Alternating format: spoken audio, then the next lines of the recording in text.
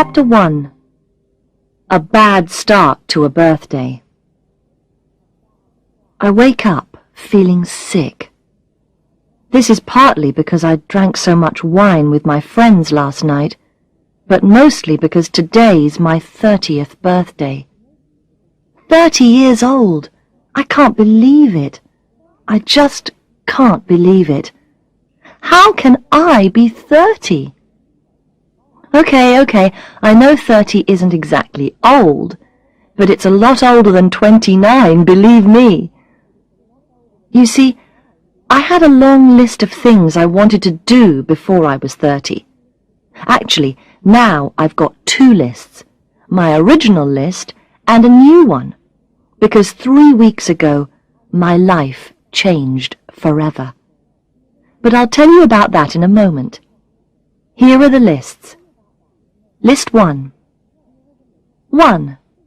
Travel around the world. 2.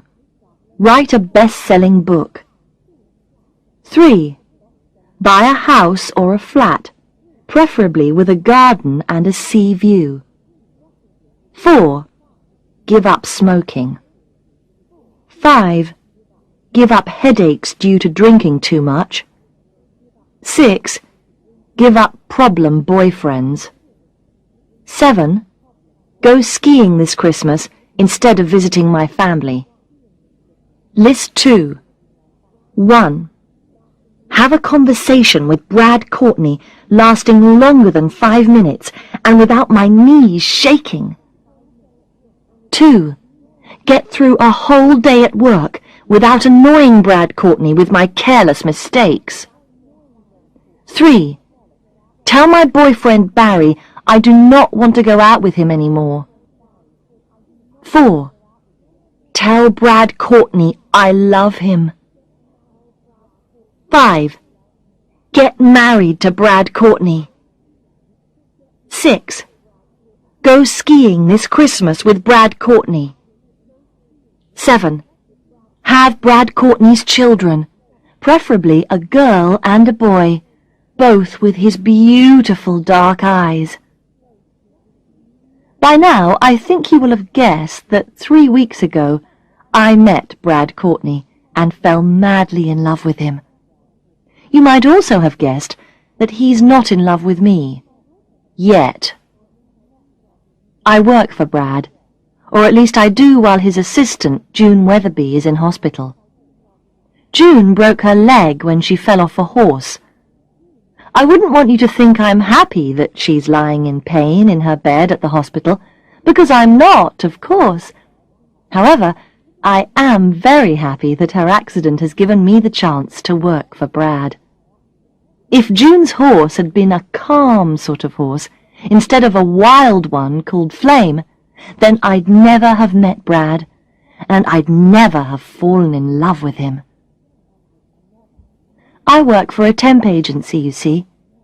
They find temporary staff for people like Brad.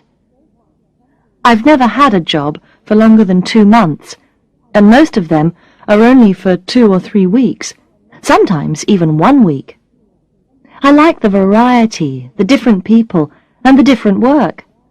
Or at least I used to.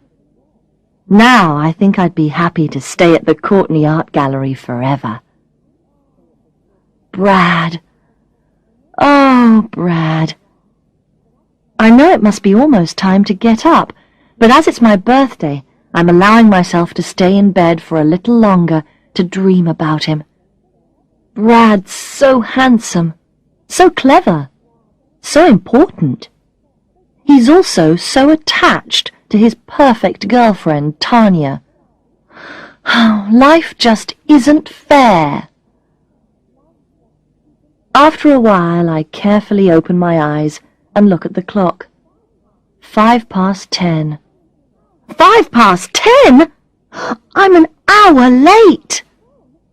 I jump out of bed and quickly get dressed. Brad Courtney might be handsome, clever, and important, but he also has a habit of being cross. I'm in serious trouble. Again. In the 3 weeks I've been working at the art gallery, I've already been late 4 times. And how will I ever marry Brad and have his children if he asks me to leave my job and I never see him again? Shoes! Shoes! I cry as I run from the bedroom, trying to brush my hair and button up my blouse at the same time, almost tripping over as I go. The living room's untidy with the remains of the small party I held last night. There are wine glasses, wine bottles, chocolate papers, but no shoes. Think, Alex, think, I tell myself, holding my head. Then I see one shoe underneath the sofa. One shoe. Where's the other one? Oh, hell!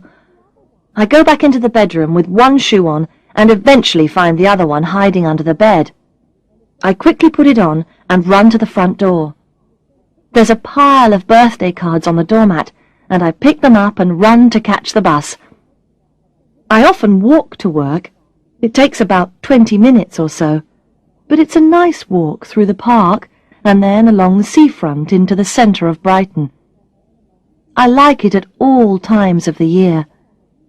Last winter there was even snow on the beach. But this morning there's no time for a pleasant walk, and luckily for me there's a bus coming down the hill. I put my hand out to stop it. "Where are you going, love?" The bus driver smiles at me. So do the other passengers. Either everyone's being very friendly or... I look down at my clothes and realize my coat's buttoned up wrongly. On one side it's dragging on the floor, and on the other side it's lifted up to my knees. I smile at everybody, pretending to be perfectly happy to wear my coat like that, and take a seat right at the back of the bus. Then I sigh and close my eyes. What a way to start a birthday. Tired, ill, embarrassed, and late for work. Still, at least I've been sent plenty of birthday cards. Unless they're all Christmas cards, and everybody's forgotten my birthday. The first one I open is a birthday card from my brother, Rob. "I can't think of you as being 30, it says on the front. And inside is, "Without dying of laughter." There's a badge attached to the front. 30 today, it says. Well, I won't be wearing that. The card from Mum and Dad isn't much better. There's a note inside written in Mum's untidy handwriting. 30 years old! I can't believe so much time has passed. It almost makes me feel old. Fantastic. I search the pile of envelopes to find a card that might be a bit more cheerful, and recognize the handwriting of my friend Susan. Beauty Queen, it says on the front of the card. That's better, even if it isn't true. I suppose I'm almost pretty, but I'm certainly not beautiful, especially when I've got a headache and I haven't had time to put any makeup on. I open the card. "Wishing you all you wish for yourself in the year ahead," Susan has written. Frowning, I put the cards back into my bag. My friends have very clear ideas about what they want from life. Susan wants to be an office manager. Diana wants to save the world, and Kerry wants to be a famous dancer. They all care about their work a lot, whereas I just do a little of this and a little of that without ever getting very far. Perhaps it's time to change all that. Perhaps I should make up my mind to do the things on both my lists in the year ahead. Yes, why not? After all, I might not be interested in being an office manager or a dancer, but I am interested in Brad Courtney. Very interested. Okay, so I've only known him for 3 weeks. But what difference does that make? I fell in love with him at first sight, at the job interview. Yes, this time next year I'll be married. To Brad. I'll also be finishing off my best-selling book before going on a skiing holiday over Christmas. With Brad. And while we're on holiday, We'll try to make a baby. No, 2 babies. Twins. A son and a daughter. A little Brad and a little Bradette. "Weren't you getting off here, love?" The bus driver calls out to me kindly, and I get quickly to my feet. "Oh, yes. Yes, thank you." How can I have been so busy with my daydreams that I almost travelled past my bus stop? Aren't I late enough already? "Have a good day, love," the driver says, just before the bus doors close, and looking back, I see he's laughing. The Courtney Art Gallery is in Ship Street, just off the seafront. When I get there, it's almost 10:30. I stop a few meters away and take a few deep breaths. Then I walk up to the door. But the door won't open. The gallery's locked. Amazed, I stand there and look through the window. The gallery is never closed on Monday mornings. Where's Brad? I stand there worrying for a while, and then suddenly I see a familiar face next to mine in the glass. "Brad!" I turn, my face going red, as it often does when I'm near him.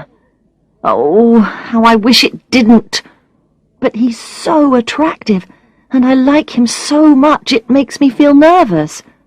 And when I feel nervous, I either can't think of anything to say, or I say the wrong thing and end up looking stupid. Today, though, I'm too worried about Brad to think about myself. He looks tired and ill, and his face is very pale. "I'm so sorry, Alex," he is saying. "You've been here since 9 o'clock. I say, wondering whether I should explain about being late myself. It was very good of you to wait," he continues, and I shut up. Well, it won't harm anyone if he thinks I've been waiting outside the gallery for 1.5 hours, will it? And he'll never know I was late. "Come on," he says. "I'll buy you a coffee to apologize." Thanks, I say, but he's already walking quickly away. I run after him, wondering whether I should ask what has happened, or whether I should just wait until he tells me. But what if he doesn't tell me? I'll die of curiosity. I say, running after him along the street. Is everything all right? "No," he answers, walking quickly on. "Oh," I say, and because I can't think of anything else to say after that, I remain quiet until we're seated at a table in the Sea View Cafe at the end of the street. We order coffee, and when it arrives, Brad drinks his silently for a while before looking at me across the table. "Alex," he says seriously, "I have a very important question to ask you."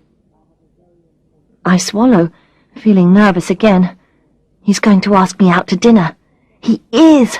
Brad Courtney's going to ask me out on a date!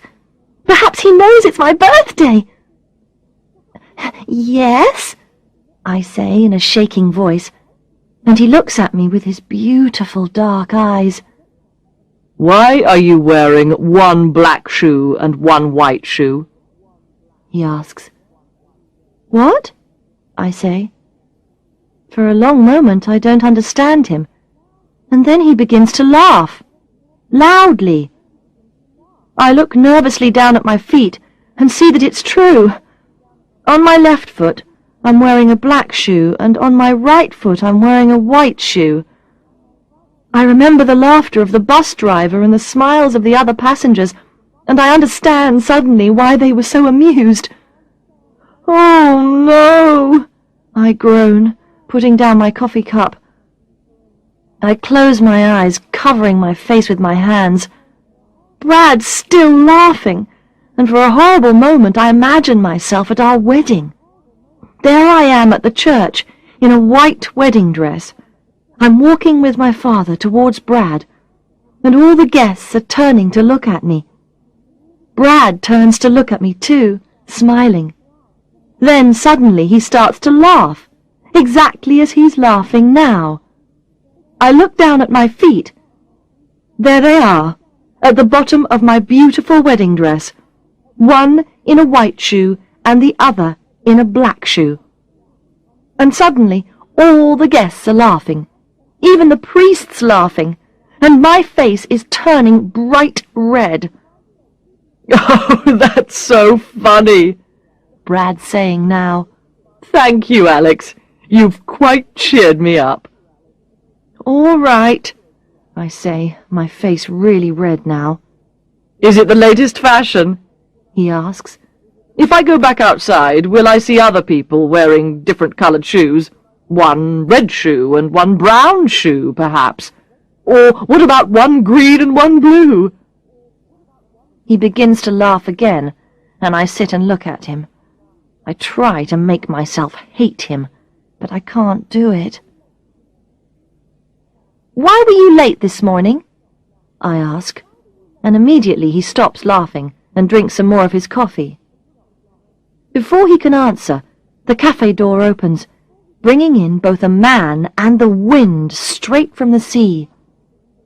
I recognize the man. It's Arthur Grant, one of the gallery artists. He paints landscapes and is one of Brad's most successful clients. This is probably one of the reasons why Brad's always so friendly towards him. Arthur! Brad's calling out to him. Good to see you. Let me buy you a coffee. Arthur Grant is never a happy man, but today he looks angry as well as unhappy. Where have you been? He demands. I've been trying to get into the gallery ever since 9 o'clock this morning. There was nobody there. Brad looks at me across the table. My face goes red again. I'm so sorry, Arthur, Brad says. Staff problems. Quite unavoidable. Please, sit down and have a coffee. No, thank you, Arthur says coldly. I only came to tell you I won't be showing my paintings next month after all. What? Brad gasps. I won't be showing my paintings at the Courtney Art Gallery next month, or any other month. There you are, I've told you. Good day. Arthur turns away. But Arthur! Brad calls after him. Arthur! But Arthur Grant has already gone. Now it's Brad's turn to cover his face with his hands. I don't believe this, he groans. How bad can a day get?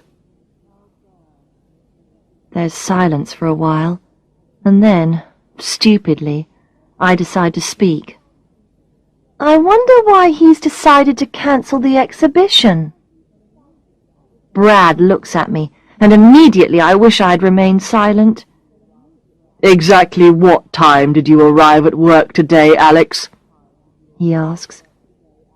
I look down at the table. Oh, more or less, Just before I arrived myself. Brad helps me out, and I nod my head miserably. There's silence for a while, then finally Brad speaks. Come back, June Weatherby, he says cruelly. Please. He finishes his coffee and walks to the door. Take the rest of the day off, he says. And, Alex, make sure you get an early night tonight, won't you? Then he turns and walks from the cafe, leaving me to pay the bill. Chapter 2. A bit about my peculiar family. I hate June Weatherby. She reminds me of a girl who used to be in my class at school, Helen Peters. We children used to call her Saint Helen because she was so perfect at everything. The teachers all loved her, and somehow I know June Weatherby's school teachers loved her too. I also know that neither June Weatherby nor St. Helen would ever leave the house wearing different coloured shoes. By now it's 11 o'clock. I pay for the coffee and leave the cafe. Brad's nowhere to be seen, and for a moment I wait on the pavement, wondering what to do with my unexpected day off work. I don't actually want a day off, you see. Yes, I know that sounds crazy. Most people would be celebrating. But all it means to me is a whole day of not being with Brad. Even Brad laughing at my mistakes is better than no Brad at all. A cold December wind's blowing straight off the sea. It's not a day to be standing around, so finally I start to walk towards home along the seafront. All the big old hotels are in this part of the town. They were built almost 150 years ago, when Brighton first became a popular place for holidays, and they still look good today, especially with all their Christmas decorations up. I suppose the Grand Hotel's a bit ridiculous, but I do like it. Actually, I've always thought it looks a bit like a big white cake.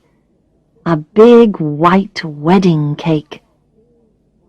Oh, how I wish I was the sort of girl who wakes up on time every morning.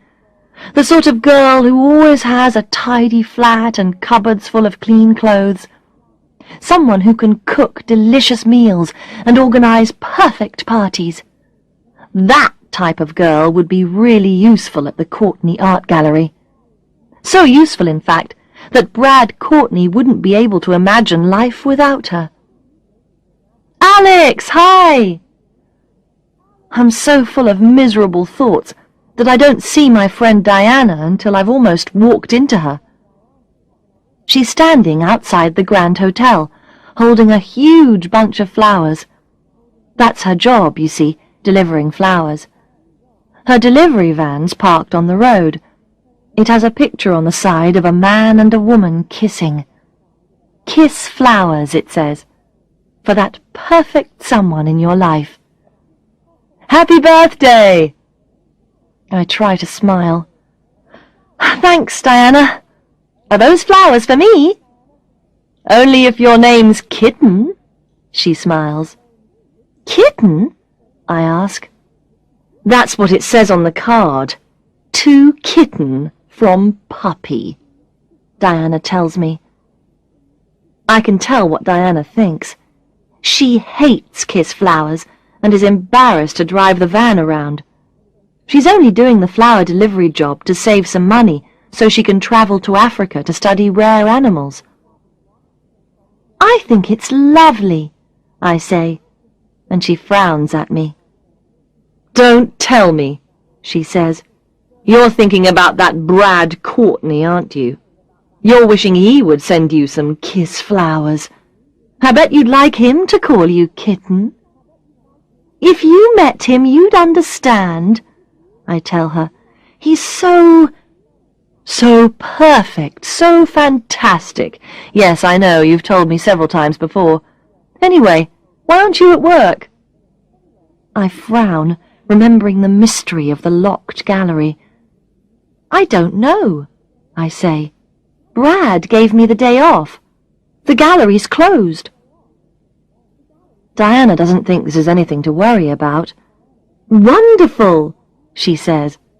You can do something really special on your birthday. What? I ask miserably, feeling sorry for myself. Everyone else is at work. Go shopping, Diana suggests. No money. Well, go swimming then. She tries again.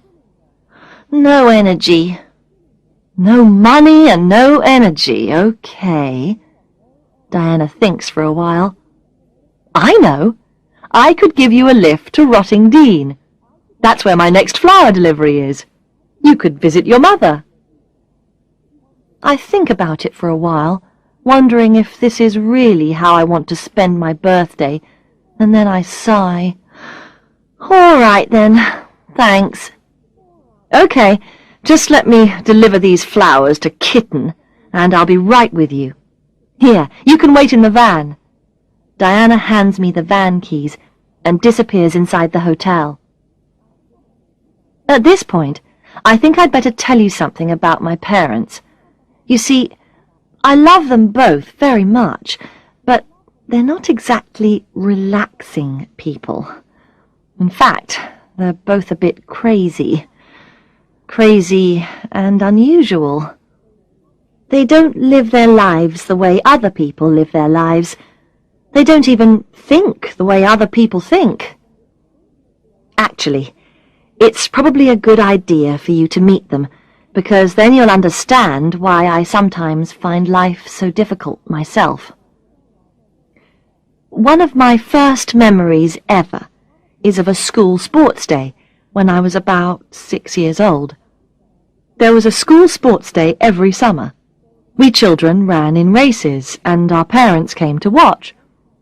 All the mothers wore nice summer dresses with flower patterns on them, and summer shoes.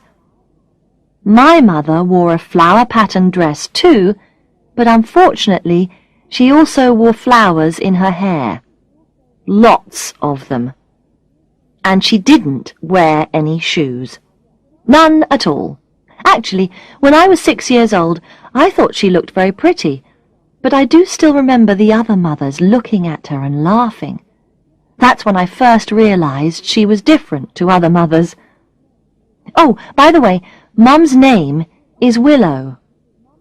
A willow is a type of tree that often grows close to rivers. Dad's name is Moon.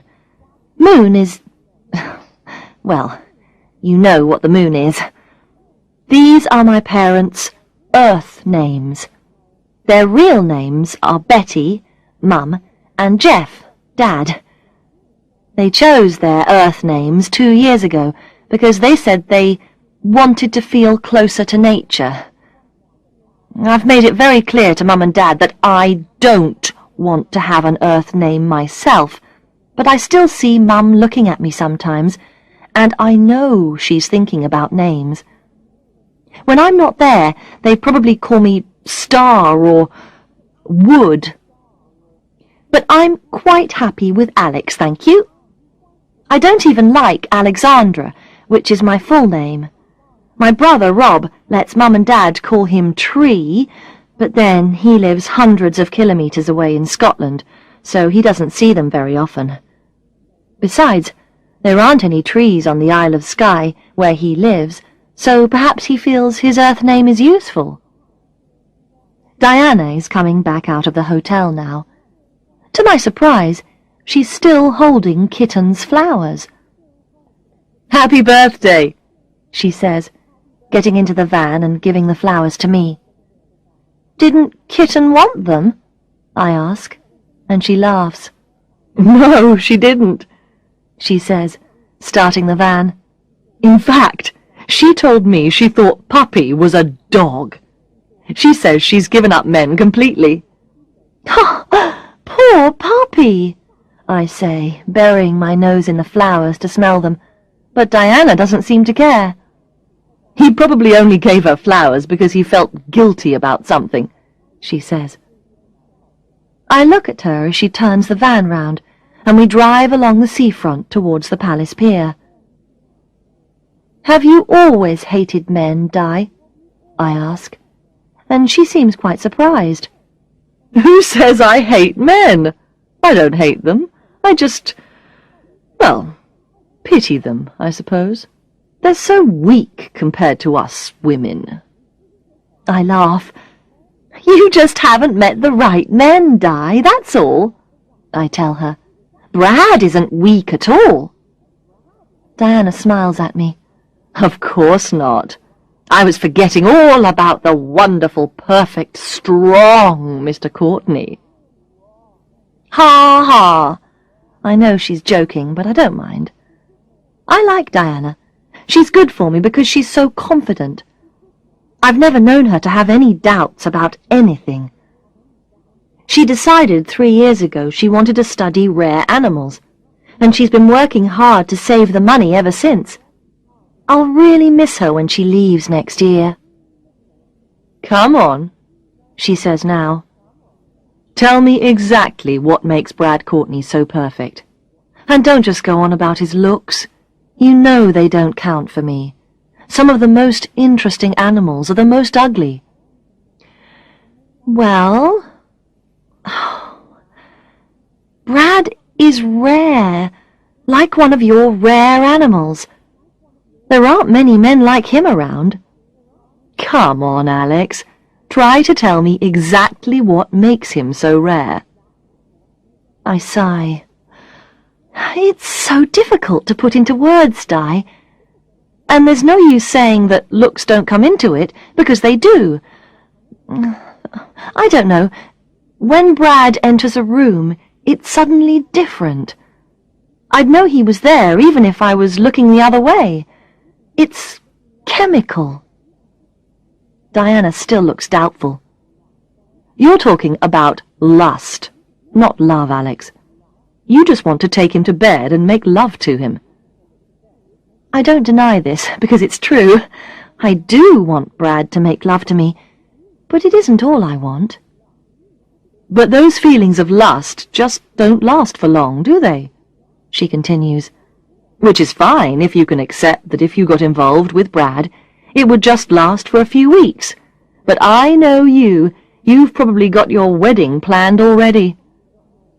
You see how well my friends know me.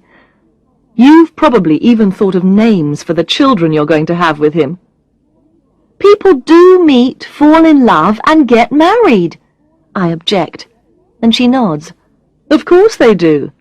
And maybe I'm wrong about Brad, but I don't think so. You haven't seen the way he looks at me sometimes, Di. I try to explain. It's as if he sees right inside me and knows everything about me. My face feels suddenly hot. It's as if he can see through my clothes. Diana sighs again. Okay, she says. I give up. I tried to make you see sense, but I can see I'm wasting my time. Let's talk about something else. Your book. Have you started writing your book yet? I pull a face. You'll remember item number 2 on list number 1, the best-selling book. Diana's always asking me if I've started to write it. You see, if writing a best-selling book was something Diana wanted to do, she would just sit down and do it. She wouldn't just think about it for years as I've done. No, not yet, I reply. You should do, she says. I bet you'd feel really good if you actually started to write it. The van has now left the houses of Brighton behind. Out of view, far below us, is the marina with its shops and boats, and next to us are green fields. In the holiday season, people play games here, but today the grass is empty. Rottingdean is 6 kilometres from Brighton, and in the summer this road is busy with tourists and open-top buses. It's fun to sit at the top of the bus with the wind blowing through your hair from the sea. But I won't be catching an open-top bus home today. It's far too cold. I sit quietly and think about what Diana said about my book. She might be wrong about Brad, but she is right about this. I would feel good if I started to write it. Yes, I'll make a start as soon as I get home from visiting Mum and Dad. Perhaps I'll write an adventure story. Something really exciting that could be turned into a film. About hidden gold in the jungle. There could be robbers and maybe a girl getting kidnapped. I could base the girl on me, only make her more beautiful and much braver. And the hero, the man who would fight the robbers and save the girl, well, the hero could be just like Brad. Brad. It's useless. I can't think about anything but him. I sigh. Diana looks at me. Brad? She asks, and I nod. Diana shakes her head. Oh dear. Well, perhaps you should ask your mother for advice about Mr. Courtney if you won't listen to me, she suggests. I look at her. Diana, I say, you have met my mother, haven't you? She laughs. Oh, yes, she says. I was forgetting. Soon after this, we arrive in Rottingdean, and Diana stops outside my parents' house. By the way, Alex, she says as I get out of the van, you do know you're wearing different coloured shoes, don't you? It's the latest fashion, I say. Didn't you know? Chapter 3. Life should be like a colourful vase. Your Mr. Courtney sounds fantastic, my mother says, and I smile, thinking how annoyed Diana would be if she could hear. Much better than boring Barry. Mum? Well, sorry, darling. Barry's very nice, of course, but he is a bit boring, you have to agree. I've always wanted you to have an exciting life. He's the type to want you to live in a small house in a small town and to have 2 children, a girl and a boy. You had a girl and a boy, I remind her. Today, my mother's dressed in a short orange skirt and a red pullover. Her hair's orange too, and she's had it cut really short, like a boy's. For some reason, she's wearing a red hat, even though she's indoors and the house is warm. She certainly isn't typical of people who live in Rottingdean. Neither is Dad. Mum noticed my odd shoes straight away, but she thought they looked really good. From now on, she'll probably wear odd shoes herself. Yes, darling, I did have a boy and a girl, but I didn't mind if I had 2 girls or 2 boys, or even 3 girls and 3 boys. The point is, we didn't plan it all out the way Barry plans things out. We left it up to nature. Nature. How often have I heard that word from my mother, I wonder? Mum notices my expression. Don't look like that, darling. Nature's a wonderful thing. And your feelings for this Brad sound very natural to me. I'd love to meet him. No, no, no! Poor Barry has met Mum and Dad a few times. Actually, he quite likes them, even though he thinks they're strange. They're always very nice to him. The poor man has no idea they think he's boring. But Brad? No, I can't imagine Brad meeting my parents at all. He thinks I'm strange enough. Oh, I haven't given you your birthday present yet, Mum remembers, jumping up. As she goes out of the room, I try to guess what the present will be. I've received some very unusual presents from Mum and Dad over the years, as I expect you can imagine. Playing cards for telling my fortune, huge, hairy, handmade pullovers, and once, when I was a child, a pet sheep. Actually, I loved the sheep. I called him Willy Willy, and he lived in the back garden and kept the grass short.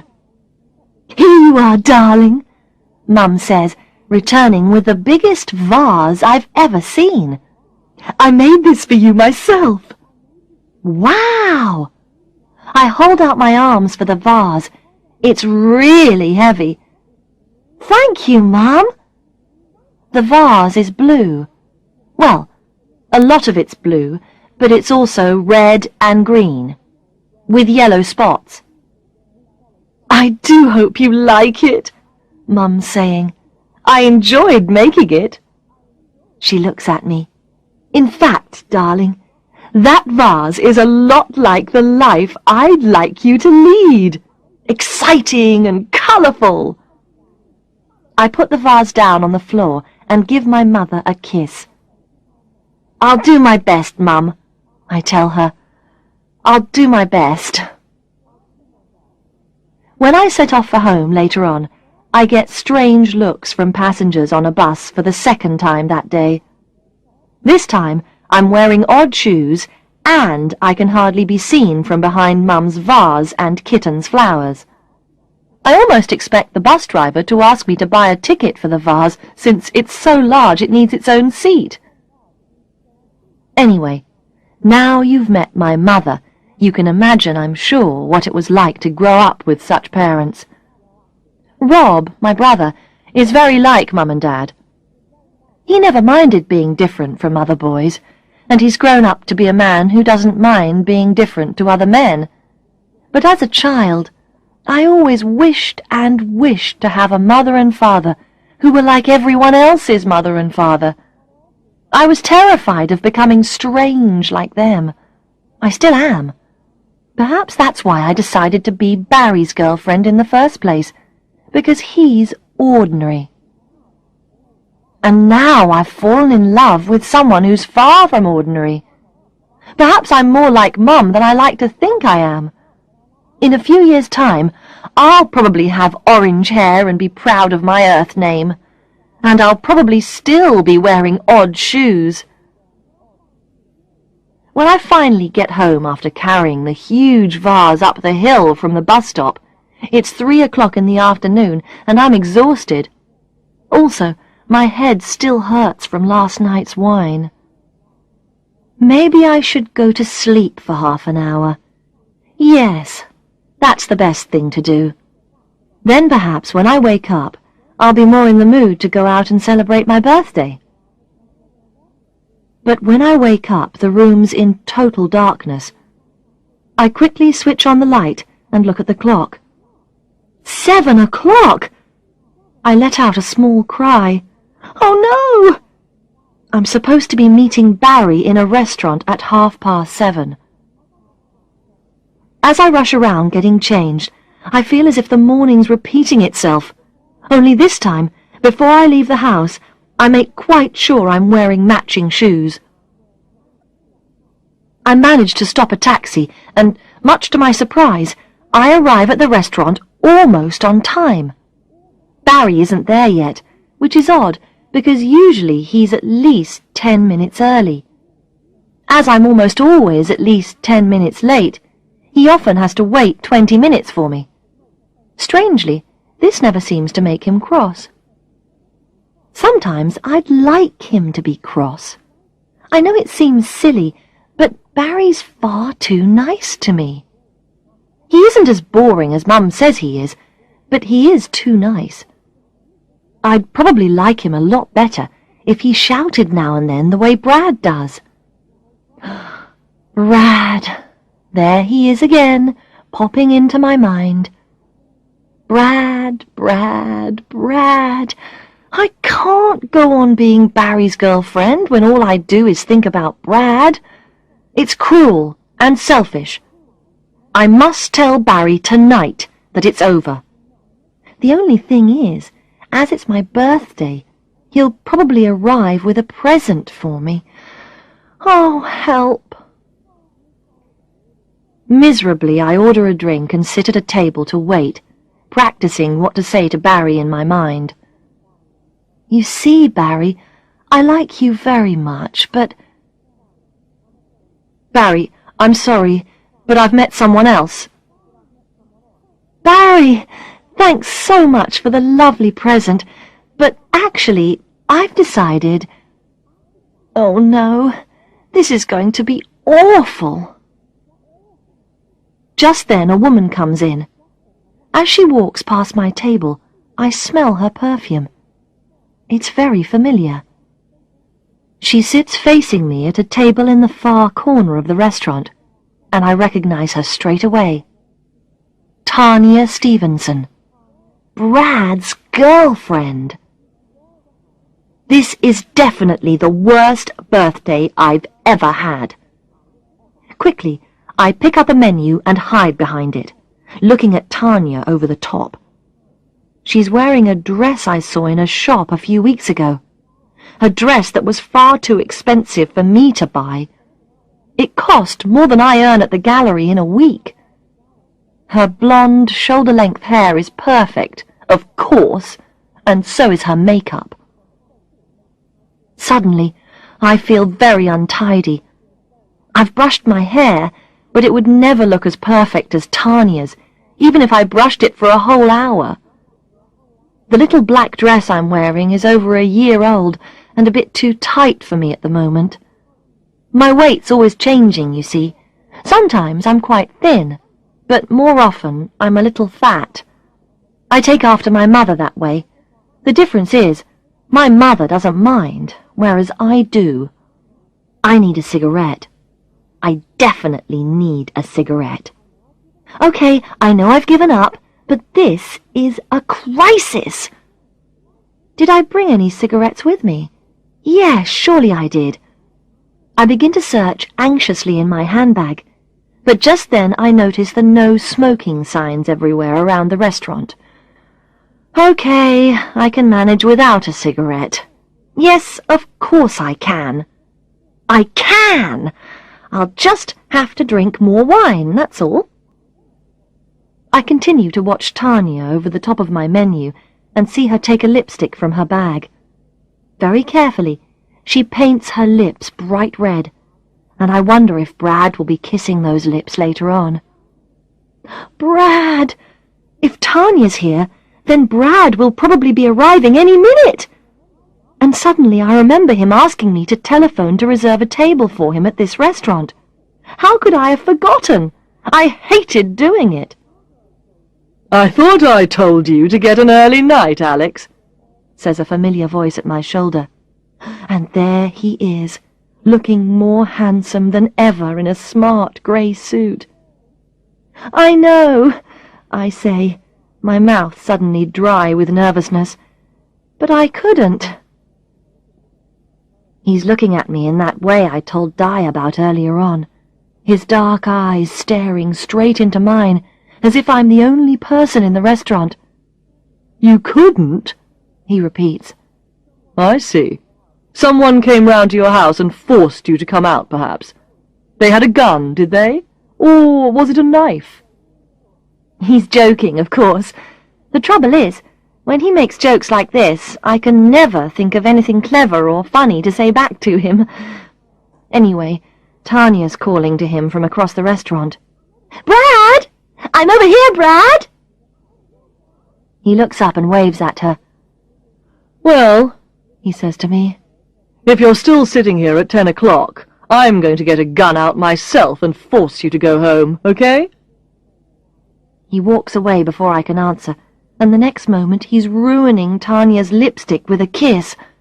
I don't want to look, but somehow I can't help it. "Who's that, darling?" Tanya asks in a loud voice, and when Brad looks my way, my face goes red. "She's my temporary assistant," he tells Tanya, emphasizing the word temporary. "You met her a few weeks ago." "Oh," Tanya says, sounding bored. "I don't remember. Huh, what a horrible dress she's wearing.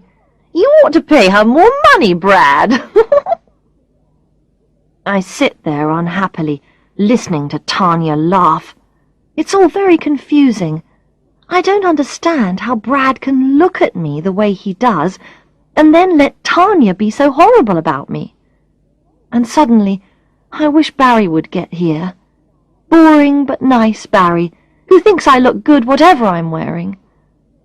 But suddenly I realize Barry's never going to come here, because this isn't the restaurant we arranged to meet in.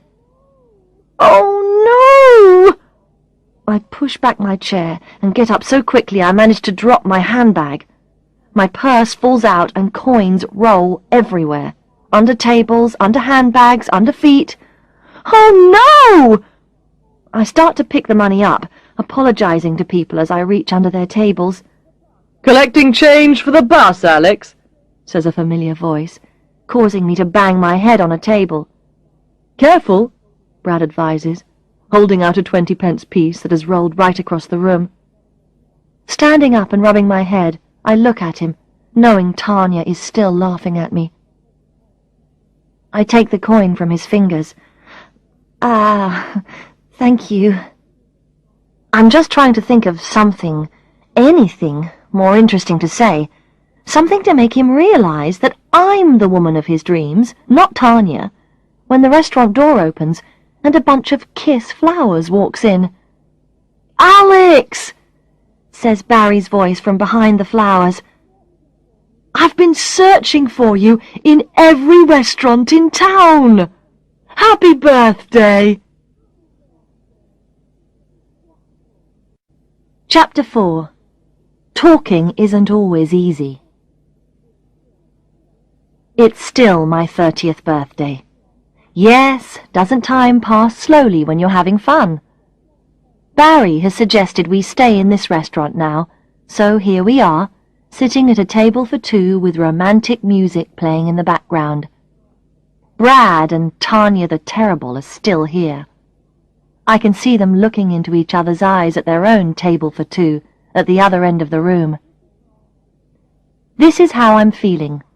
Old, fat, foolish, jealous. You'll probably be thinking that things can't get any worse. If you are, then you're quite wrong. Barry's looking at me with a pleased kind of expression on his face. "What is it?" I ask, feeling immediately suspicious. But just as I do, I notice that the entire restaurant staff are walking towards me, smiling in just the same way Barry's smiling. They stop a metre or so away from our table, all except one girl who's holding a large bunch of balloons. "Happy birthday, Alex," she says, and ties the balloons to the back of my chair. Then she steps back to join the rest of the staff, and they all start to sing, very loudly. "Happy birthday to you, happy birthday to you, happy birthday, dear Alex, happy birthday to you." The balloons surround my face, green, blue, yellow, and red. I want to die. Then, just when I think the nightmare's over, one of the waiters gives a cough before making an announcement. "Ladies and gentlemen," he shouts, so loudly Mum and Dad can probably hear him in Rottingdean. "today is Alex Fay's 30th birthday. 30 today. 3 cheers for Alex!" Then everybody in the restaurant joins in. "Hooray!" they cheer. "Hooray! Hooray!" I try to speak. I'm only able to whisper, very, very quietly. "Thank you," I say. "Thank you very much." Over on the other side of the restaurant, I can see Brad and Tanya laughing. And now I can add something else to my list of how I'm feeling. Embarrassed. I now feel old, fat, foolish, jealous, and embarrassed. Thank you, Barry. Thank you, life. Thank you very much. On the other side of the table, I notice that Barry's still looking pleased with himself. He has no idea how I feel at all. He actually thinks he's done something special for me. Barry has been my boyfriend for 2 years. 2 years! And he has no idea at all that this is the worst day of my entire life. "Good news!" he says, spreading butter on some bread. "My company heard today from the council about that work for the motorway bridges. We got it." "Good," I say automatically, watching him eat his bread. I don't feel at all hungry at the moment myself. In fact, right now I don't feel as if I shall ever want to eat anything again. This is funny in a way, because Barry and I actually met because of a plate of food. I was at a friend's wedding party, and there was lots of delicious food. I was very hungry, so I had piled my plate with food, and, I'm sure you've already guessed it, I dropped the plate. Some of the food landed on my new dress, but most of it went on Barry. The messiest food went on Barry. Amazingly, He didn't shout at me. You see, even then he was too nice. We just found a kitchen and cleaned our clothes up a little, and then we sat and chatted. Barry was really interested in everything I had to say. I liked that. "It does mean I'll be working away from home for a while, though," he's saying to me now. "We won't see so much of each other for a few weeks." This is my chance to tell him. I lick my lips, feeling suddenly nervous. Then, when I'm just about to speak, I suddenly notice something happening at Brad and Tanya's table. Something that makes me feel very happy indeed. Brad and Tanya are having an argument. "Alex," Barry says, "didn't you hear what I said? I said I'll miss you." "Yes, yes," I say impatiently, trying to hear Brad and Tanya's conversation. "It's not my fault, Tanya," I can hear him saying. "I had no idea. No idea at all. Believe me." "But what will people think?" Tanya cries. "Everyone will be talking about it. It's horrible! Horrible!" What? What will everyone be talking about? What's horrible? What? "Alex?" I realize Barry's speaking to me. "I asked you if you would miss me, too." Yes, yes, of course I will," I answer without thinking, looking at the couple on the far side of the room. As I watch, Tanya gets to her feet. Picking up her handbag, she walks quickly away from the table. Brad gets up more slowly, putting some money down on the table before he starts to follow her. "Good." I'm only faintly conscious of Barry saying to me as Tanya walks past us, "Because I really care about you, Alex. I really do." "What?" I'm not listening to Barry because Brad's walking towards me now, and he's looking at me. Even in the middle of a crisis, he's staring at me in that special way. It must mean something. It must. He stops briefly at our table. "Happy birthday, Alex," he says in his attractive, deep voice. "Remember, don't stay up too late." Then he leaves the restaurant. "Who was that?" Barry asks. "My boss." "Oh." Barry looks thoughtful for a while, then smiles. "They don't seem very happy, do they?" he says. "Not like us. We never argue, do we?" I wake up the next morning feeling terrible. Not because I drank too much wine last night this time, but just because I don't like myself very much. Barry has gone away to build bridges for motorways, with no idea that I don't want to be his girlfriend any longer. If I ever do write my adventure book, it will be impossible to base the character of the girl on myself. I'm too frightened even to talk to my boyfriend. Still, I've woken up early enough to walk to work for once, so after checking that my shoes are the same colour, I leave my flat and walk down the street to the seafront. Even feeling as miserable as I do, I notice the sea looks almost as blue as it does in the summer. It's a beautiful day, cold but sunny, with only a gentle wind. It isn't a day to feel miserable for long, and by the time I reach the Grand Hotel, the sunshine has cheered me up. I wonder if Kitten's still staying at the hotel, and whether she has forgiven Puppy yet. And then I remember Brad and Tanya's argument, and smile. I still have no idea what it was about, but it really did sound serious. Perhaps they have broken up. Perhaps Brad's now a free man. Feeling suddenly keen to arrive at work, I begin to walk faster. If Brad and Tanya have broken up, he'll probably be a little sad for a while, I suppose. He'll need someone to talk to. As I hurry along, I imagine him talking to me about it. Perhaps we'll go to the Seaview Cafe again, or maybe we'll just sit in the gallery. Anyway, it will just be me and him. I'll listen to him. I'll be understanding, though not too understanding.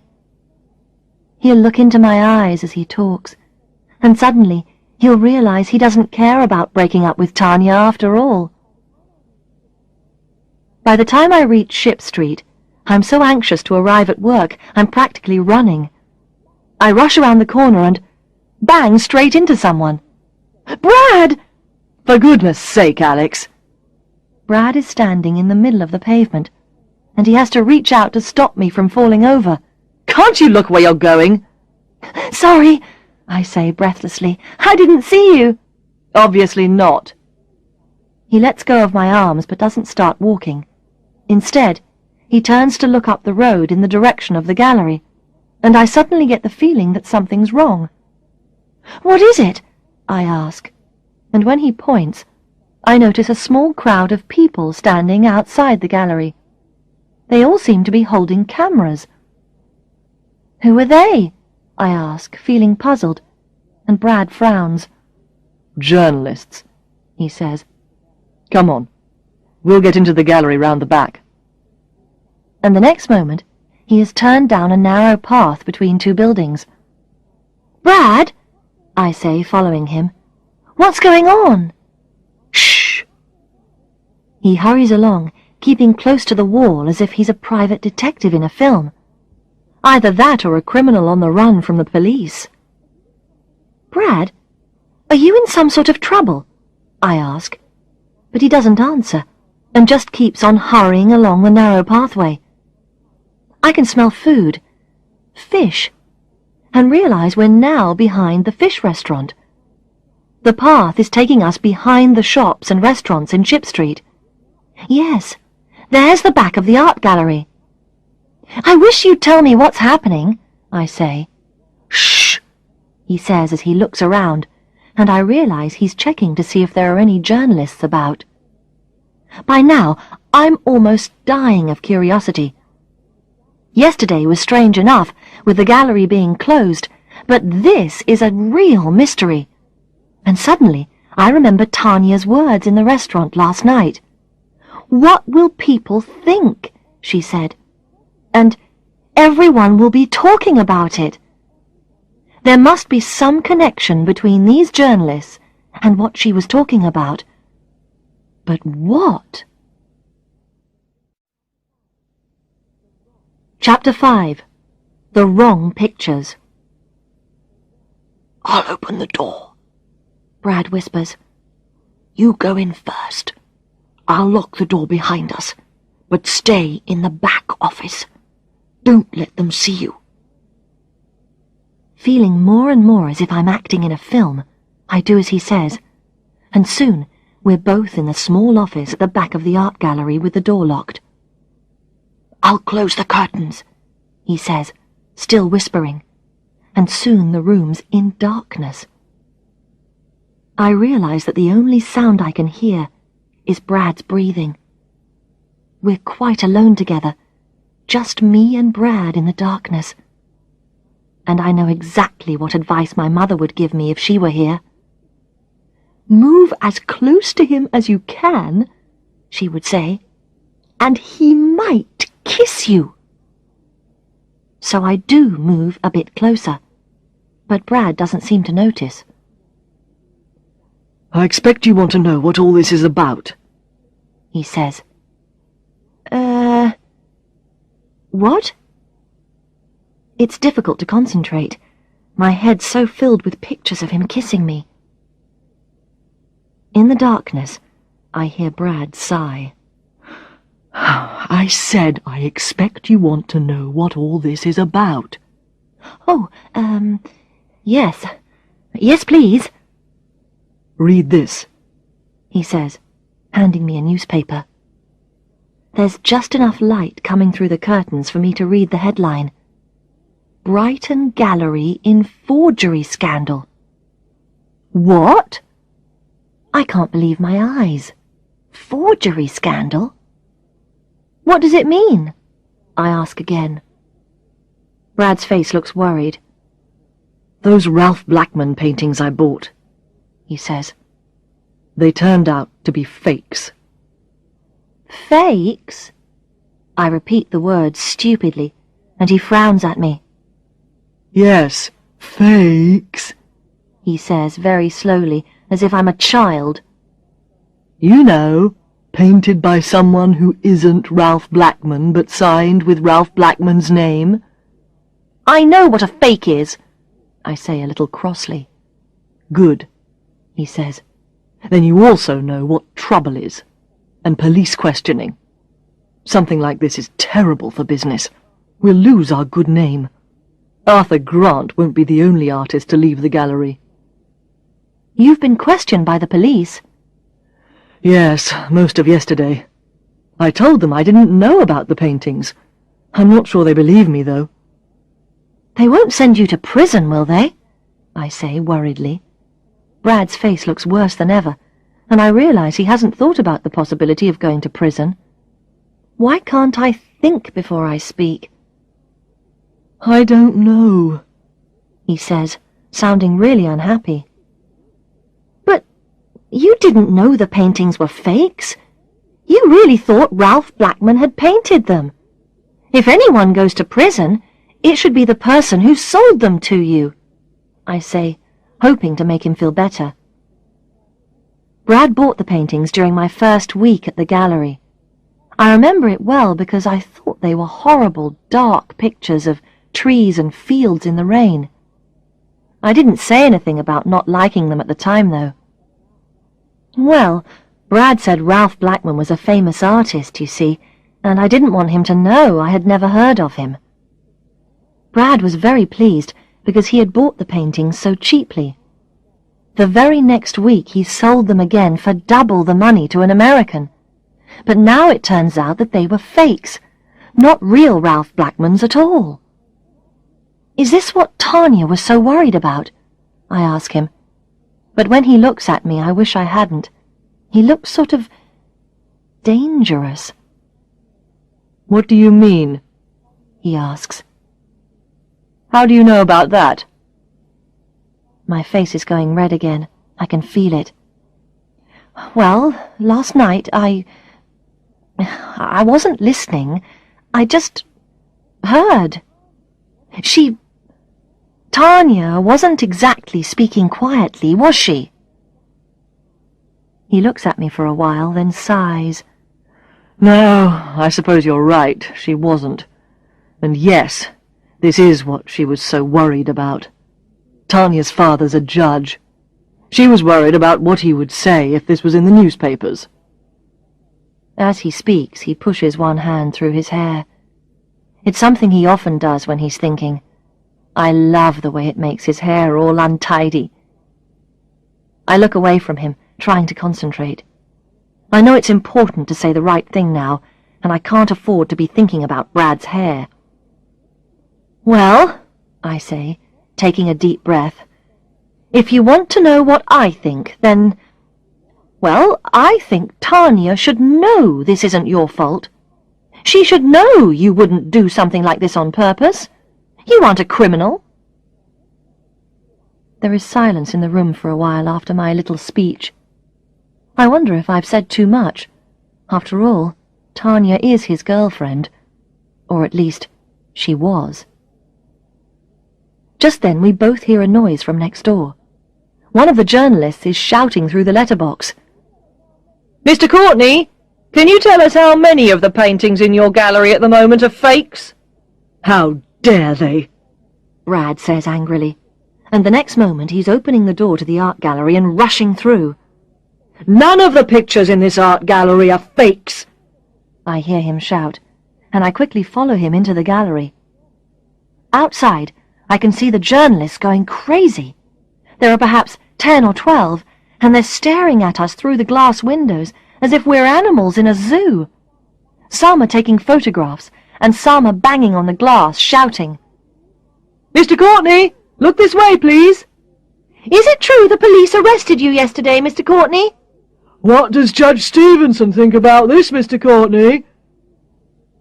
I move to stand next to Brad, and instantly the cameras are pointed in my direction, too.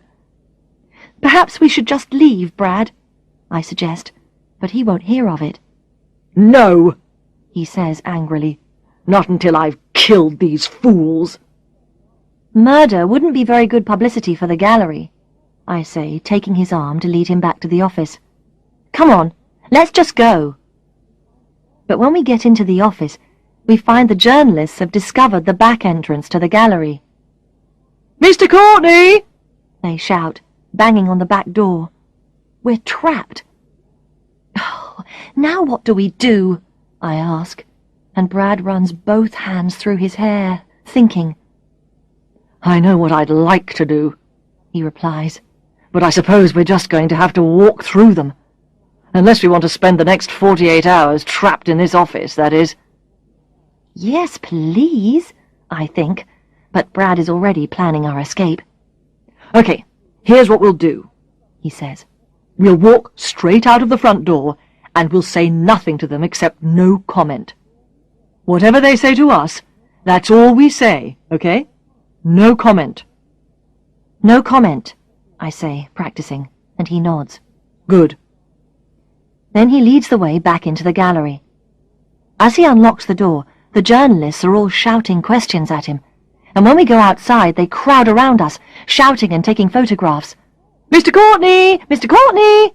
Miss, can I ask who you are, miss? I look at the journalist who asked the question. No comment, I say. No comment. We start to walk down Ship Street, but they follow us, so Brad takes my hand. Come on, he says. Let's run. We start to run. So do the journalists. I wish my mother could see me. She would definitely like the way my life has suddenly become so exciting. I'm really enjoying myself. Quickly, get into my car, says Brad when we reach the seafront. I jump in beside him and he starts the engine. As we drive quickly off, I look over my shoulder. The journalists are standing in a disappointed group on the corner of Ship Street. Chapter 6. Hillview House. We lost them! I cheer, but Brad's still frowning. For now, He says. for now. But I refuse to be calm. This is so exciting, I say, and this time his frown is rather cool. I'm very glad my personal disaster is so entertaining, Alex, He says. Oh dear. I didn't mean that, Brad, I tell him quickly. I don't want you to be in trouble. It's just that, well, this is so much more interesting than sitting in the gallery answering the telephone and watching people walk by outside. Your job is to help me to sell paintings, Alex, he reminds me, not to watch tourists. Oh, me and my big mouth. Brad gives a little laugh, and I decide it's probably best to keep quiet for a while. I'm so busy thinking about everything that's just happened that it isn't until some time later that I realize I don't know where we're going. Brad? What? Where are we going? I ask. He stops at some traffic lights and looks at me. To get some country air. I need to think. Oh, I say, feeling suddenly happy. Lovely. A day out in the countryside with Brad. There's no need at all for him to take me with him, but he obviously wants to. He wants to be with me. He wants to be with me. I'm so happy I feel like singing. Then I remember my shoes. As I told you, they're the same colour today, but unfortunately they aren't flat, sensible shoes, suitable for walking in the countryside. They're fashion shoes, and I've already done that long walk from my flat to Ship Street in them. In short, my feet hurt. What's wrong? Brad asks. Nothing, I say, but too late. Brad has already seen me looking doubtfully down at my feet. He smiles. Oh, Alex, Alex, Alex, He says. do you ever wear the right shoes? Then he starts to laugh. But, you know, somehow I don't mind this time. This laughter's somehow different, friendly, warm. So I laugh too. Not often, I say. I always love driving away from Brighton into the countryside. Don't misunderstand me. I love living in Brighton. It's a lively town with lots to do and see. It's just that sometimes, in the summer, it feels a little as if the tourists have stolen the town from those of us who live there all year round. They walk slowly along by the sea with their ice creams, wearing silly hats, and then they all travel home again at the same time in the evening, blocking the roads and filling the trains. When the tourists stop coming in the autumn, it feels as if we get the town back again. This is when it's fun to cycle along the seafront, past the no cycling signs, or to walk to Rottingdean, past the marina and along the path next to the sea. When the sea's rough, the waves hit the wall by the side of the path and shoot right up into the air. If you don't run fast enough, you get very wet. Running from the waves is a game I really enjoy. When Brad's my boyfriend, I'll suggest we play the running from the waves game. It's like being a child again, but it can also be quite romantic because you can scream and hold on to each other. Once, when I played the game with Barry, we both got really wet. But I don't want to think about Barry, or I'll start to feel guilty again. Was that your boyfriend you were with last night? Brad asks just then, and I look at him, wondering if he can read my thoughts. Oh, I hope not. That was Barry. He's just a friend. I lie. Although it isn't a complete lie. You see, I do like Barry. I'd be very sad if I thought I'd never see him again. I'd really like us to stay friends. And it was your 30th birthday? How did you guess that? I joke, remembering the balloons and the singing. Alex, Brad says, 30 isn't old. You're just a baby. And he leans forward to switch on some music. Thanks, I say happily, wondering how old he is. I don't ask him, though. I'm too afraid to. But I'd guess...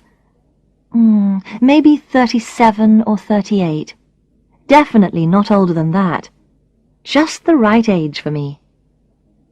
We drive past Lewes, a pretty little market town with a ruined castle, and then the road heads into the green hills.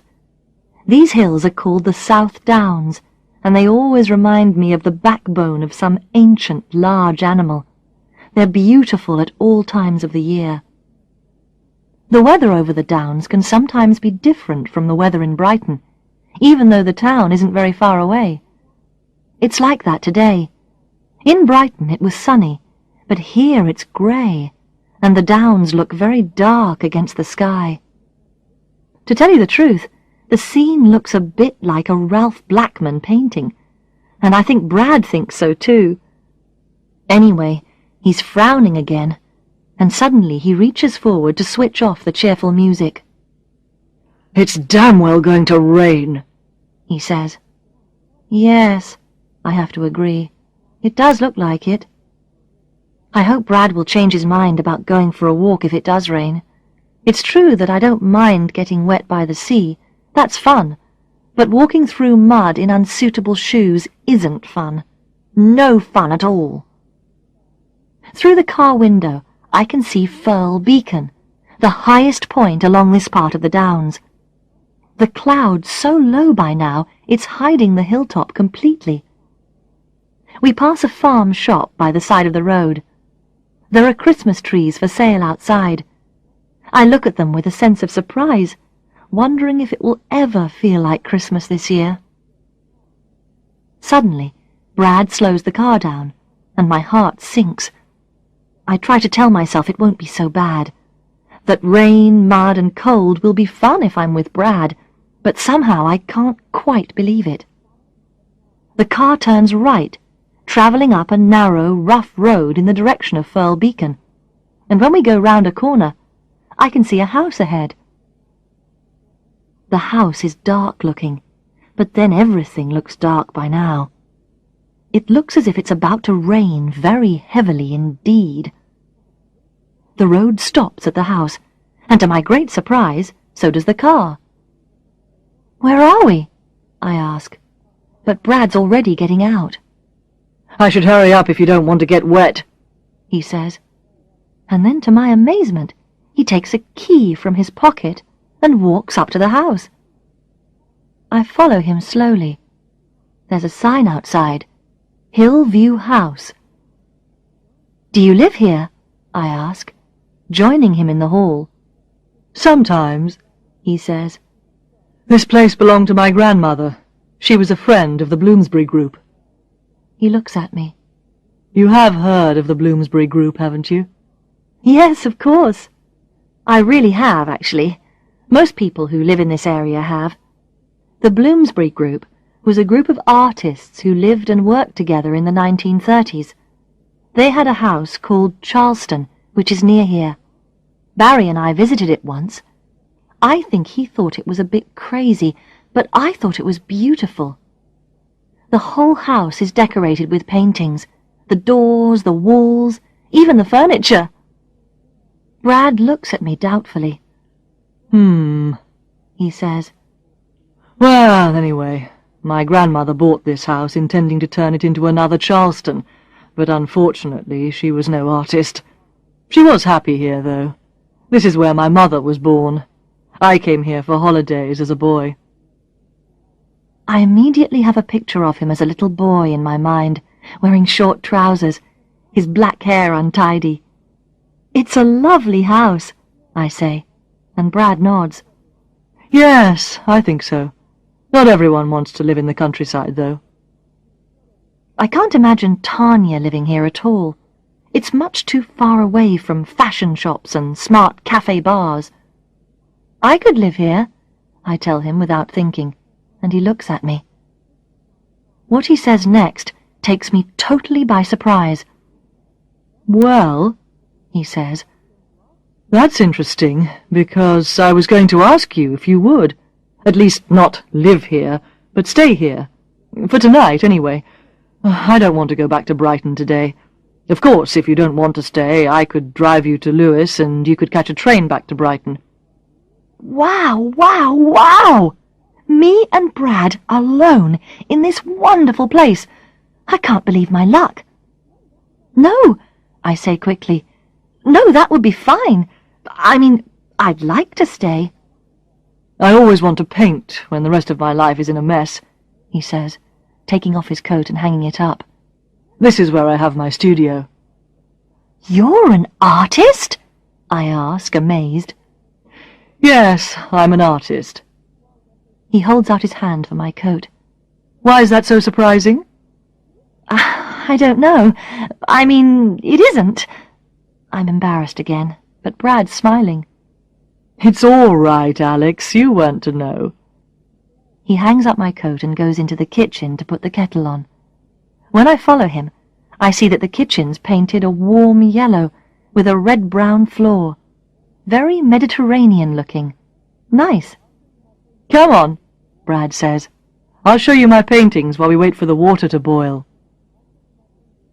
As I follow him up the stairs, I feel really excited. I'm finding so much out about Brad today. So much has happened, and it's still only 11 o'clock. "This is the studio," he says, leading the way into a big square room with very large windows.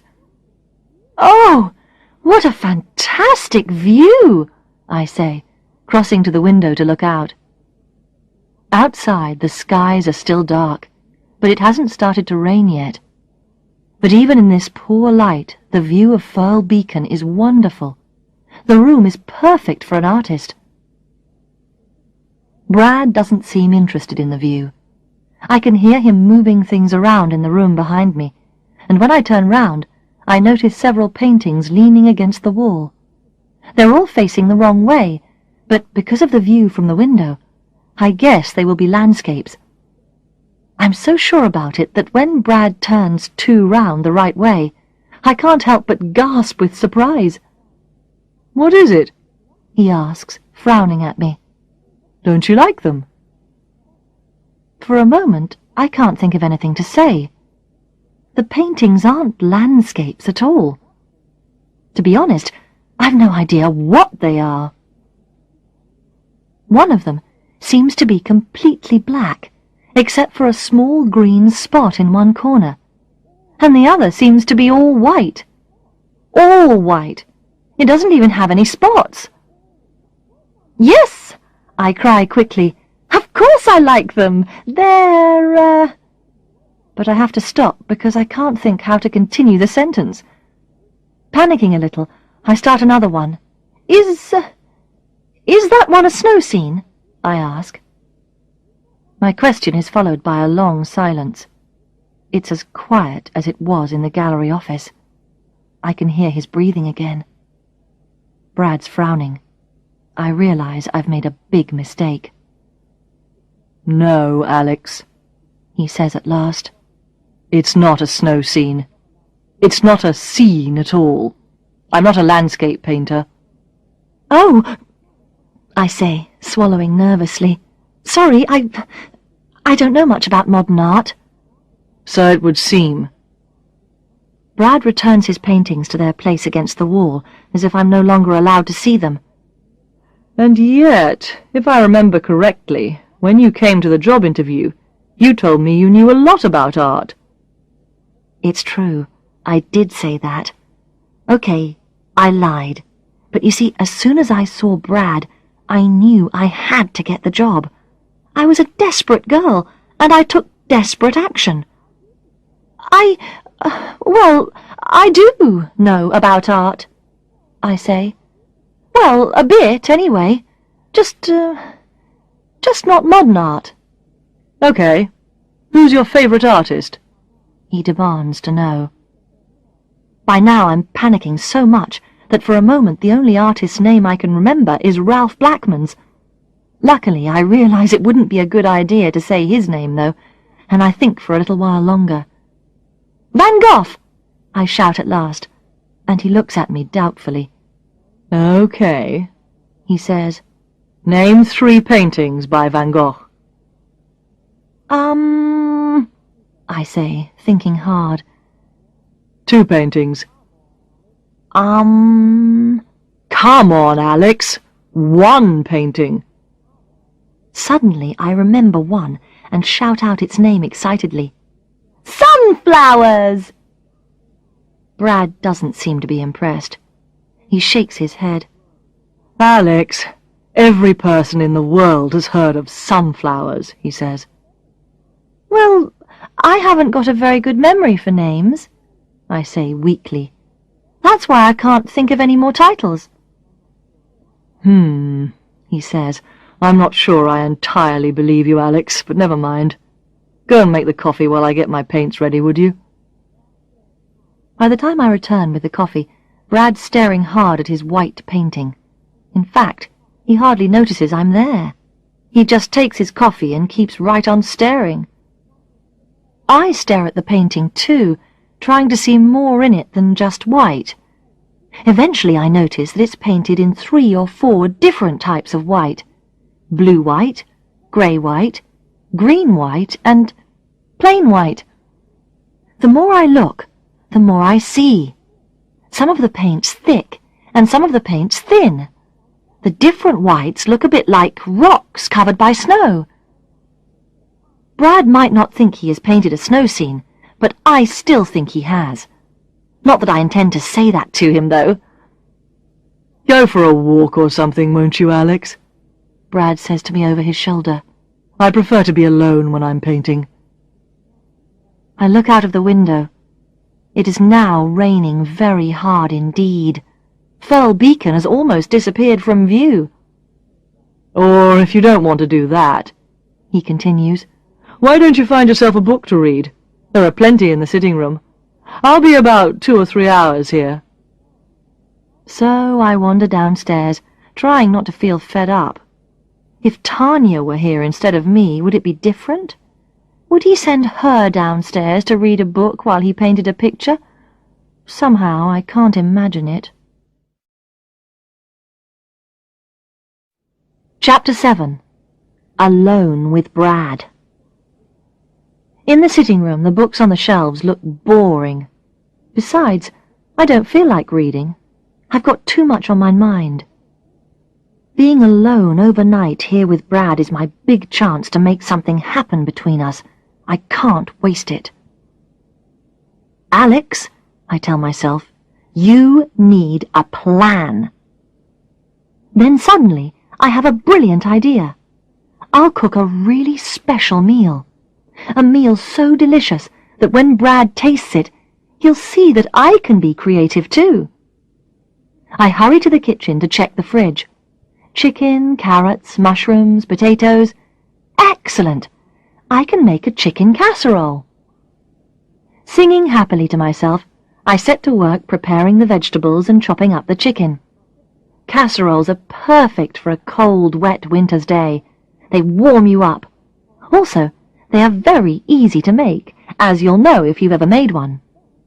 All you have to do is throw the ingredients into a dish, add a little water, put the dish into the oven, and leave it to cook for a few hours. It's impossible for anything to go wrong. In fact, the casserole is so easy to prepare that after 20 minutes I have nothing to do again. Outside it's still raining heavily, so I go back into the sitting room to give Brad's books a second chance. I take down an art book, but soon put it back on the shelf.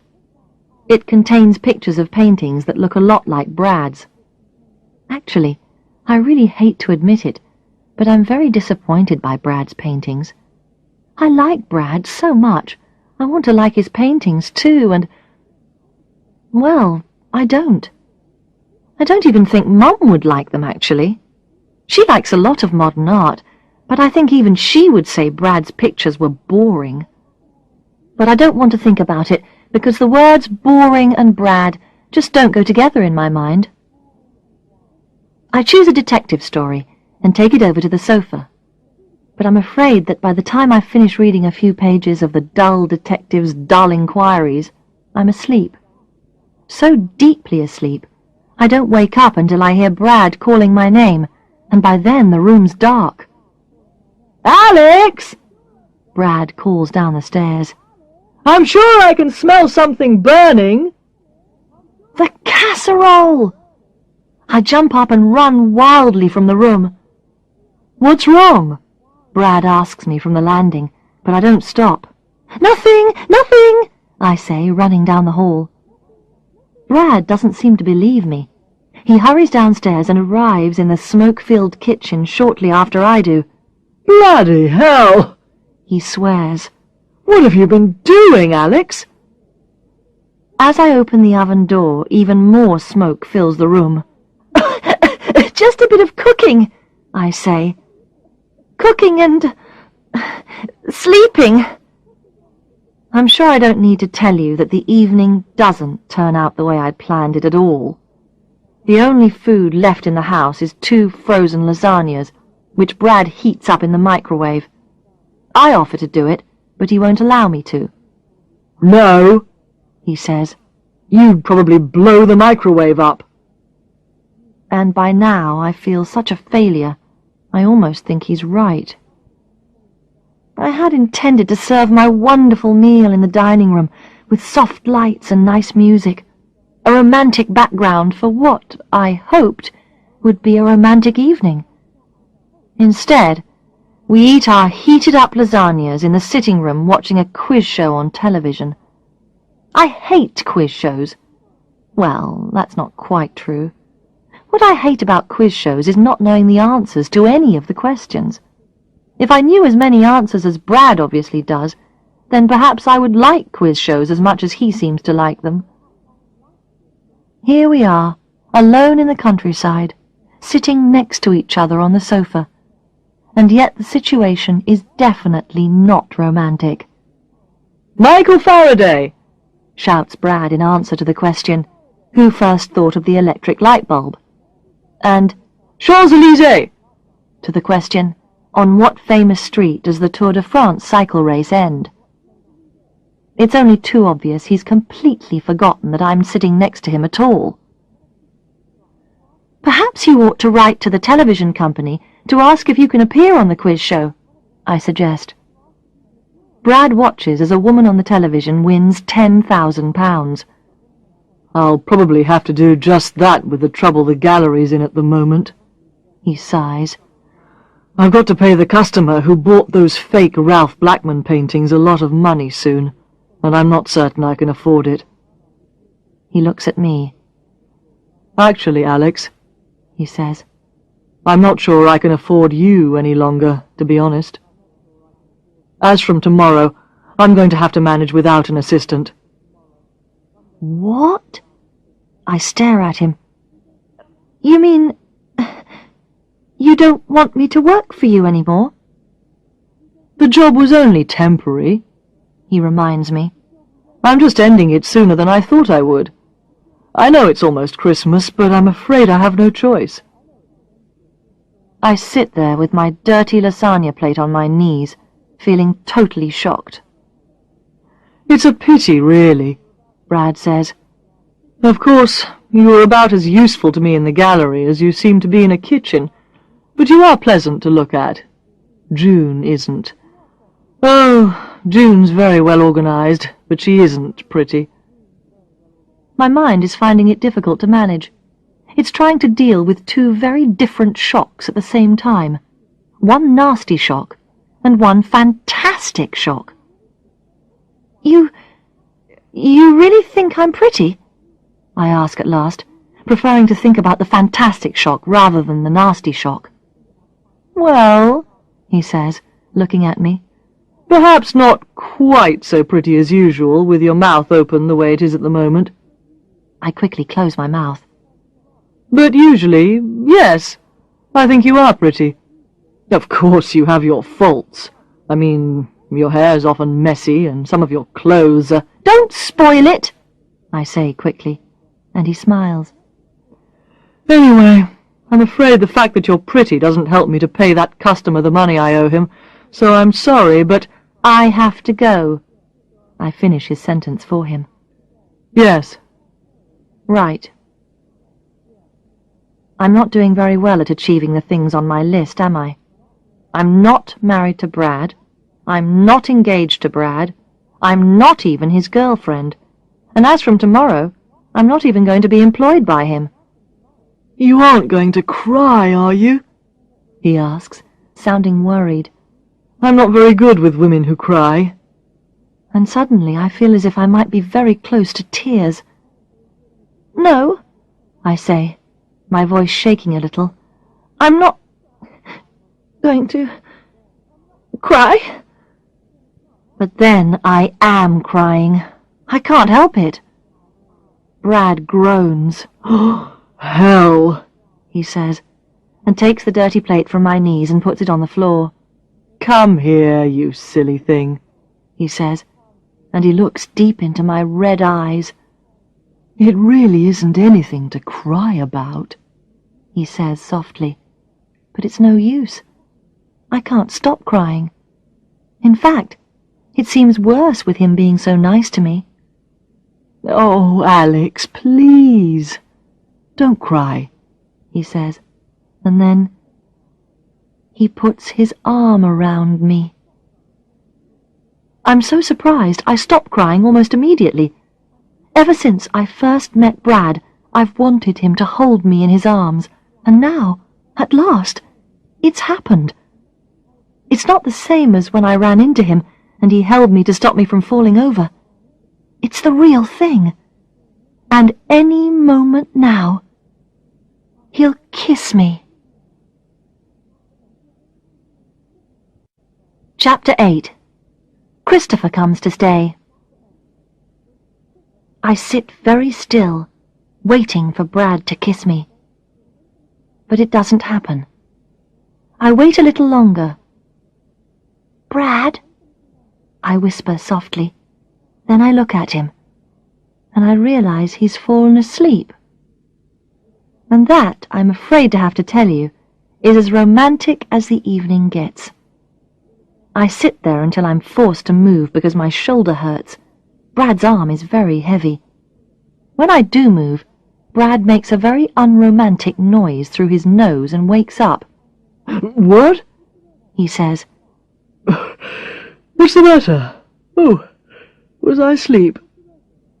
He takes his arm away from my shoulder and yawns.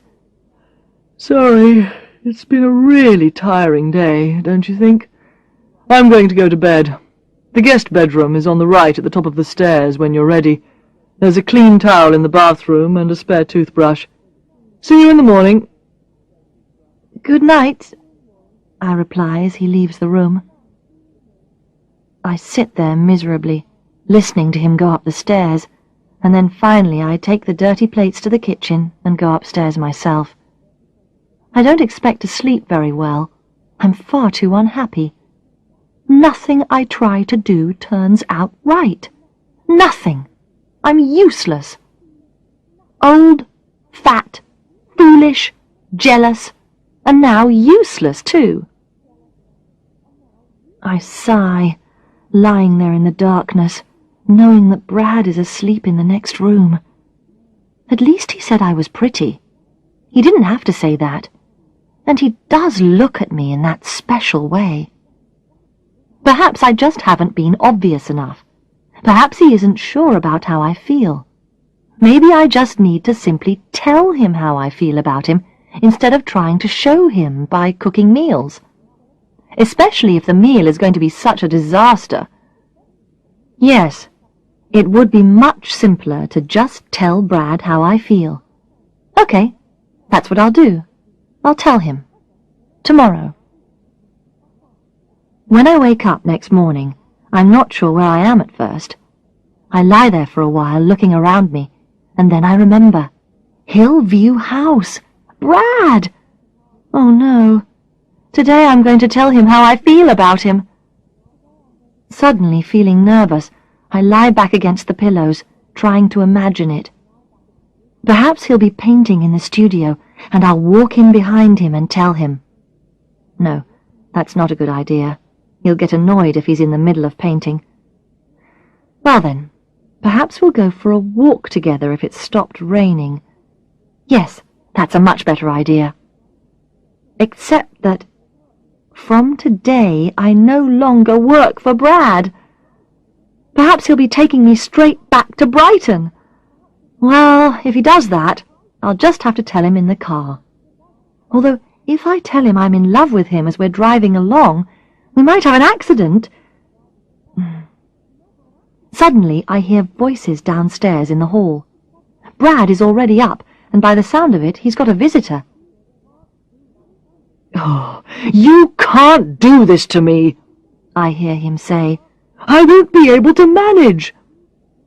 Brad, please! The woman speaking to him sounds upset, and I quickly get out of bed and move closer to the door to listen. I wouldn't ask you if this wasn't a crisis, says the woman. Don't you see how serious this could be? Who is she? Definitely not Tanya, thank goodness. After a long pause, I hear Brad groan. Oh, all right, he agrees at last. But only for 3 nights, okay? Now the woman sounds happy. Oh, thank you, Brad, she says. Thank you. Bye, darling. I'll be back for you in a few days. Be good, and don't forget, it'll soon be Christmas. A door opens and closes, and seconds later I hear a car driving away. Desperate now to know what's happening, I quickly get dressed. As soon as I'm ready, I leave the bedroom and look down the stairs. There is Brad standing in the hall, and standing beside him is a little boy. They both look up at me. I look down at them. For a moment nobody says anything. To be honest, I'm a little shocked. You see, the boy, who looks about 6 years old, is clearly Brad's son. Even from here I can tell he has the same black hair and dark eyes as Brad. Not only that, but the shape of their faces looks almost the same. Is Brad divorced? I go slowly downstairs, and as I get nearer, I can see the boy looks unhappy. In fact, he looks as if he might be about to cry. Hello, I say, trying to be cheerful. I'm Alex. Who are you? Christopher, he says very quietly. He's my sister's son. Brad tells me, and then he sees my face. Alex, you surely didn't think... Oh, goodness, no! Brad's voice is filled with horror at the thought of Christopher being his son. No, he's my nephew. My sister's marriage is in trouble, so she wants to leave the boy with me for a few days. I told her it wasn't a good time, but... Shh! I say quickly, looking at the boy. He can hear you! And sure enough, tears are beginning to roll down the little boy's face. I'm sorry, Brad says crossly. but it isn't a good time. There's this forgery business and the newspapers. I don't even know what I'm going to do about Arthur Grant's cancelled exhibition. The gallery, the gallery, the gallery! Sometimes I think that's all Brad thinks about. Some things are more important than cancelled exhibitions, I say firmly, taking the child's cold little hand in mine and leading him towards the kitchen. Come on, Christopher, let's make you a cup of hot chocolate. Women, Shouts Brad after me. you're all impossible. I want to shout something back at him, but I don't because of Christopher. Honestly, how can Brad be so insensitive? I'm really surprised at him. The poor child must be feeling really frightened and alone. Daddy shouts too, Christopher says, as I bend down to take his coat off, and his little face is so sad I almost feel like crying myself. People get cross sometimes, I say. It makes them say things they don't really mean. Christopher takes the tissue I offer him, uses it, then hands it back to me. That's better, I say. Now, would you like a cup of hot chocolate? Yes, please, Yes, please. says Brad, appearing through the doorway. You can make your own drink, I tell him, but I can already feel my anger leaving me. He's looking at me again.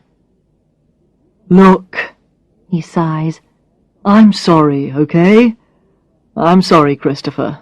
You're very welcome here, of course. I've just got a few things I'm worried about at the moment, that's all. I didn't mean to shout. He smiles at both of us, and Christopher smiles back. I don't want that smile to work on me. I still feel angry with Brad. Unfortunately, I don't seem to be able to do anything about it. When Brad smiles like that, I just melt. He has such an attractive smile, you see. It has as much effect as his stare. I can't imagine why some film director hasn't discovered him and made him into a movie star. Why don't I make us all a cup of hot chocolate? He suggests. You and Christopher can go into the living room. It's nice and warm in there. It's impossible for me to stay angry with Brad for long. I smile back. All right, I say. Come on, Christopher. The little boy holds my hand. Can Uncle Brad make nice hot chocolate? He asks doubtfully as we leave the kitchen, and I smile. I'm not sure, Christopher, I say, but Brad shouts after us. Excuse me, but I make the best hot chocolate in the south of England. Christopher and I look at each other and start to laugh, but actually, when it arrives, the hot chocolate is good. You see? Brad says, and I smile at him. Okay, I agree. You're a hot chocolate expert. Can you cook pizza? Christopher asks, and Brad frowns. Not without a little help from a supermarket. Speaking of which... What? Well, for reasons I won't mention, there isn't any food in the house, so someone needs to go shopping. Oh, I say, but Christopher seems to have stronger opinions about it. I don't want to go shopping, he objects. I don't want to go shopping. Brad sighs. Christopher, he says, please be a good boy. I'll stay here with him while you go to the supermarket if you like, I offer. We can play some games, can't we, Christopher? You do seem good with children, Brad says as Christopher nods enthusiastically. So good, in fact, that I wonder... Brad coughs a little. He seems almost embarrassed. What? Well, Brad sighs, I agreed to have the boy to stay for 3 nights. I know I said last night that your job finished from today, but I wonder if you'd work for another couple of days to help me to look after him.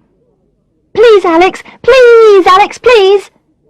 Christopher is so excited, he starts to jump up and down. Unfortunately, he's still holding his cup of hot chocolate. Very soon, the pale green carpet is decorated with an interesting brown pattern. Brad covers his face with his hands.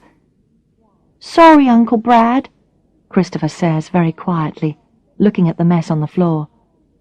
You'd better buy something to clean the carpet with while you're in Lewis, I say. Yes, Brad groans, and then he looks at me. Please say you'll stay, Alex, he says, sounding a lot like his nephew. For a moment I consider asking Brad why he doesn't ask Tanya to look after Christopher, but I have to admit that it does feel good to have him begging me for something. Anyway, I already like the little boy, and it will give me more time to tell Brad how I feel about him, as well as 2 more nights alone with him after Christopher has gone to bed. There can't be quiz shows on television every night, surely. So I nod my head. Okay, I agree. I'll stay. And this time, when Christopher starts to jump up and down, I almost expect Brad to join in. He looks so happy. Excellent, he says, standing up. I'll go and get that pizza then. 5 minutes after Brad has left, it starts to rain again. Christopher and I go upstairs to look out of the studio window. Firl Beacon has disappeared once more. The rain is like rain in a jungle. Poor Brad. I imagine him driving along the narrow country roads through the rain in a bad mood, and I very much doubt whether he's got an umbrella with him. I notice Christopher is very quiet. Are you okay? I ask him, wondering if he's afraid, or whether he's thinking about his mother and father. He nods. Will there be a storm? He asks, and I shake my head. No, I don't think so. Look, it's already getting brighter. There's some blue sky over there. We sit close together, looking out at the view, and suddenly I realize I'm feeling really happy. Brad's right. I am good with children. I understand them. Perhaps it's because I'm always making mistakes and getting into trouble myself. Mummy says Auntie Tanya isn't very nice, Christopher says suddenly, and instantly I smile. I like this little boy more and more by the minute. Does she? Christopher nods. Auntie Tanya told me a story once, he says. It was stupid and boring. Can you tell good stories? Can I tell good stories? Of course I can tell good stories. I'm about to write a best-selling book. What would you like a story about? You choose. Okay, then. Give me a minute to think of one. But it takes me less than a minute. Within seconds I'm telling Christopher a story about a girl and a boy who have very strange parents. Parents who give them earth names. Willow and Moon. Yes, I know it sounds familiar. Well, I've done a lot of reading about writing stories, even if I haven't written any yet. The advice is always to start by writing about something you know about. That's all I'm doing. Well, at first, but I make the next bit up. In the story I'm telling Christopher, the children become their earth names when they go to sleep at night. The girl becomes a willow tree, and the boy becomes the moon. Anyway, Christopher seems to like it. He's listening with so much attention, he doesn't even notice when the blue sky disappears and the skies grow dark again. Before my story about the children's adventures is finished, a storm has begun, and I can hear thunder in the distance. I want to have an earth name, Christopher announces. I know. I'll be Forest. That's a nice name. I smile, and Christopher smiles back at me. Your stories are much better than Auntie Tanya's, he says. Are you Uncle Brad's girlfriend now? Just at that moment, Brad appears at the studio door with very wet hair. He looks at me across the room. My face goes red. Oh, hello, I say. We didn't hear you come back. Obviously not, He says. Aren't you going to answer Christopher's question? Yes, of course I am. No, Christopher, I just work for your Uncle Brad. At least, I do for the next 2 days.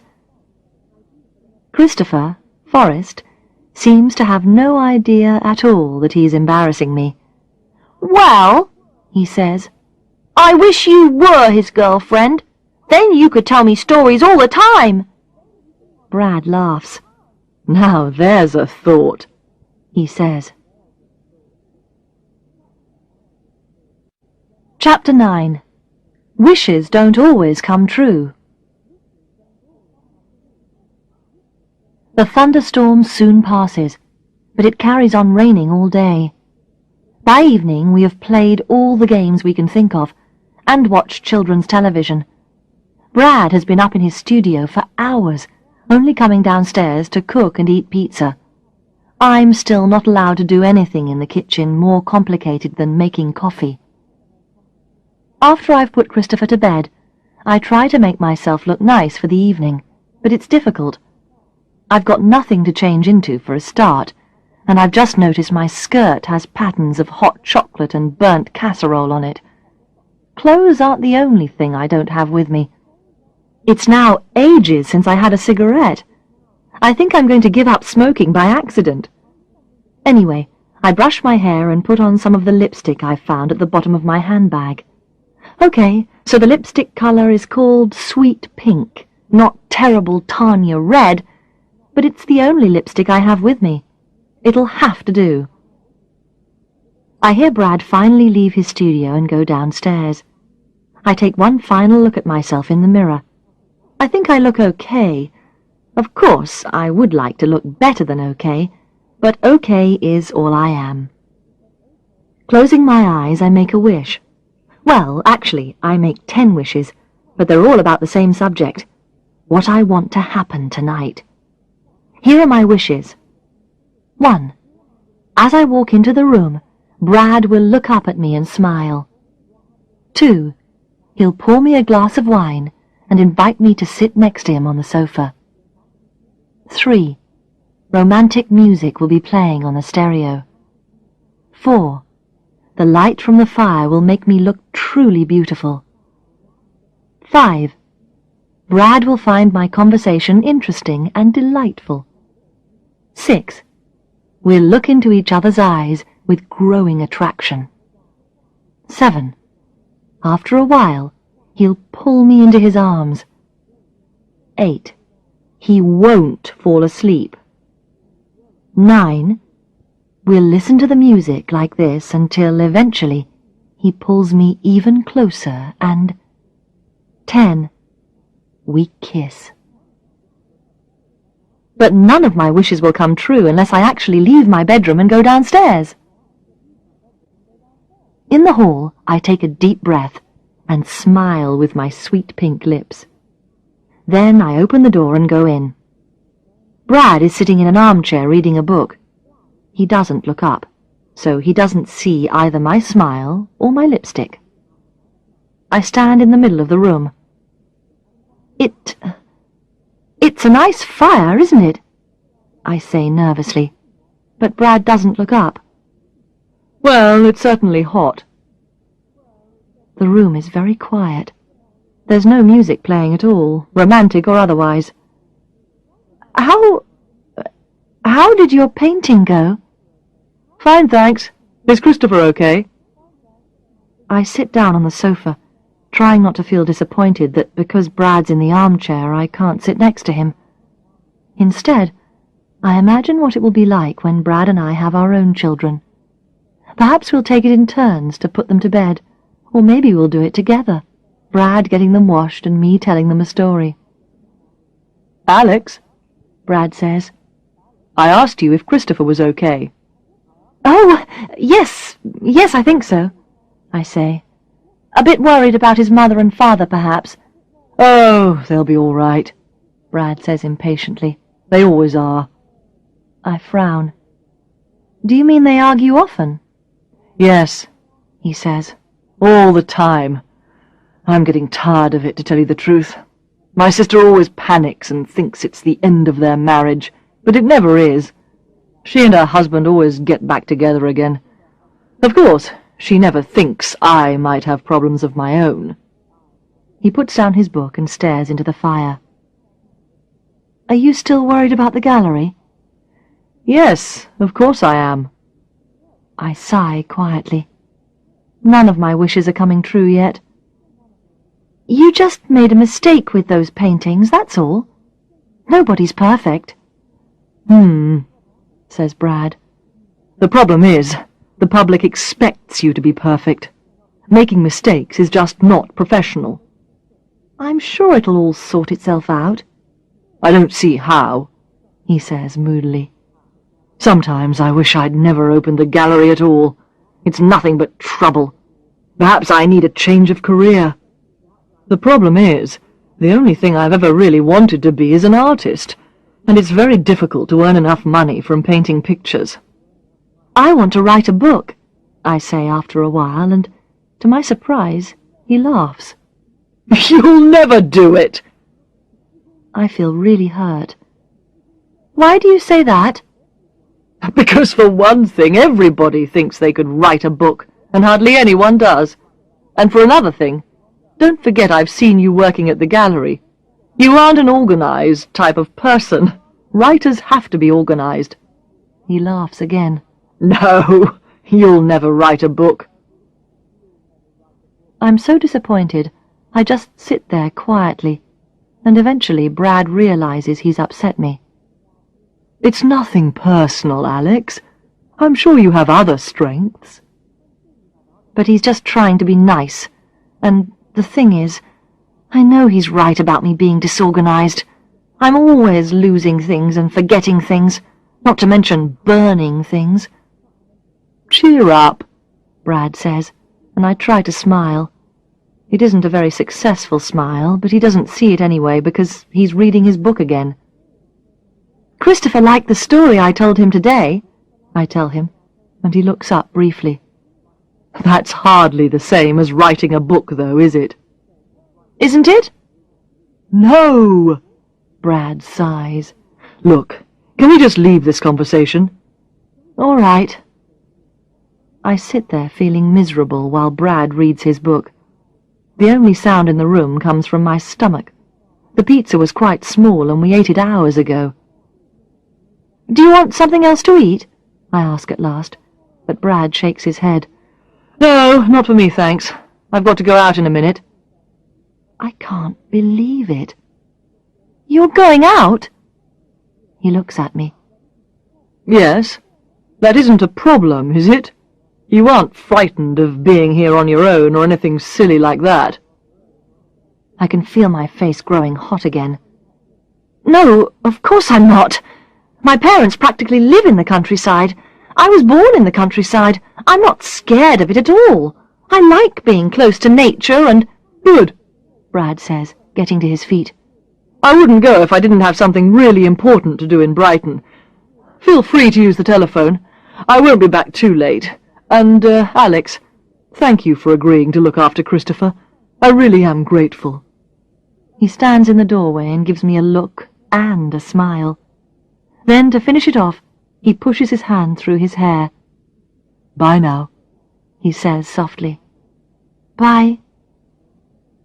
He allows the smile and the look to last for just a little while longer, and then he leaves the room. Seconds later, the front door closes after him, and I hear his car start up. And then I'm alone with a small child in a strange house in wild, stormy weather. And none of my wishes have come true. Not one. Chapter 10. Alone without Brad. I phone my mother quickly to tell her where I am, and then I phone Diana. "That man's just using you," she says after I've told her what I'm doing. "No, he isn't," I deny crossly. "He's just worried about things at the moment. If you met him—" "I know. If I met him, I'd understand. I've lost count of how many times you've said that to me." "It's true," I say hotly. Friends can be very annoying sometimes, especially when they refuse to believe anything you say. Anyway, Brad said he had something really important to do in Brighton. He wouldn't have left me all alone here otherwise. I know he wouldn't. "He's probably gone round to see Tanya while you look after his nephew for him," Diana suggests cruelly. "Brad and Tanya have broken up." "Do you really know that, Alex?" "Well, no, but—" "You saw one argument, that's all. It doesn't mean they've broken up. Look, you won't like me saying this, Alex, but I think you ought to be doing something a bit more useful with your life than chasing after Mr. Brad Courtney. Let's face it, you haven't really been happy since you met him, have you? And now he's got himself into this stupid trouble with those fake pictures." "How do you know about that?" I ask, amazed. "It's in tonight's newspaper," she says. "There's a picture of you, too." "Is there?" "Yes. Actually, you look really guilty about something. It says, 'When our reporter asked the unknown woman who she was, she refused to comment.'" "How exciting!" Says Diana. "Shall I tell you what I think would be much more exciting? If you wrote down the story you made up for Christopher. If he liked it so much, other children will. You could be a children's writer." "No, I couldn't," I say, surprised. But then I think about the idea. A children's writer. It does sound good, I have to admit. I wouldn't know where to start. "Well, first you get some paper and a pen, and then you take the top off the pen and move it over the paper. Easy." "Ha ha, very funny. Anyway, if it's so easy, why haven't you done it?" "Because I haven't got your imagination. Oh, by the way, Barry phoned me. He wondered if you were at my house, as he couldn't reach you at yours." "He's only been gone one day," I complain. "Does he expect me to wait in every night by the telephone?" "He hasn't gone anywhere, actually," Diana says. "His work's been put back for a few days because of the bad weather." "Oh, okay. Well, perhaps I'll give him a call." But actually, after I say goodbye to Diana, it is quite nice to speak to Barry. I don't have to feel nervous with him. I can just talk. I tell him everything. Well, almost everything. I leave out most of the things about Brad. "So Diana suggested I should write down the story I told Christopher. You know, make it into a book. What do you think?" "Fantastic idea," he says. "Really fantastic." When I put the phone down, I feel sort of, well, confused. It's really nice that Diana and Barry obviously believe I could be a writer. The thing is, Brad definitely doesn't believe it, and, at the moment, I'm more likely to agree with him. However, I've got nothing to lose by giving it a try, have I? I'll never know who's right unless I do. I make myself a jug of coffee, and then I find some paper and a pen and sit down to begin. For a while, I just chew the end of the pen and drink the coffee. In my mind, I can still hear Brad's laughter and disbelief. The thought of him coming home to find me still chewing the end of my pen is what I need to make me begin writing. I'm going to show him he's wrong. By the time he gets back, my story will be finished. Carefully, I write a title at the top of the page. Earth Children. Yes, I really like that. And it hardly took me any time to think of it. Perhaps this writing business is going to be easy after all. Feeling more confident, I start my story. When I reach the bottom of the page, I stop to read what I've written. It's terrible. The title is the only good thing.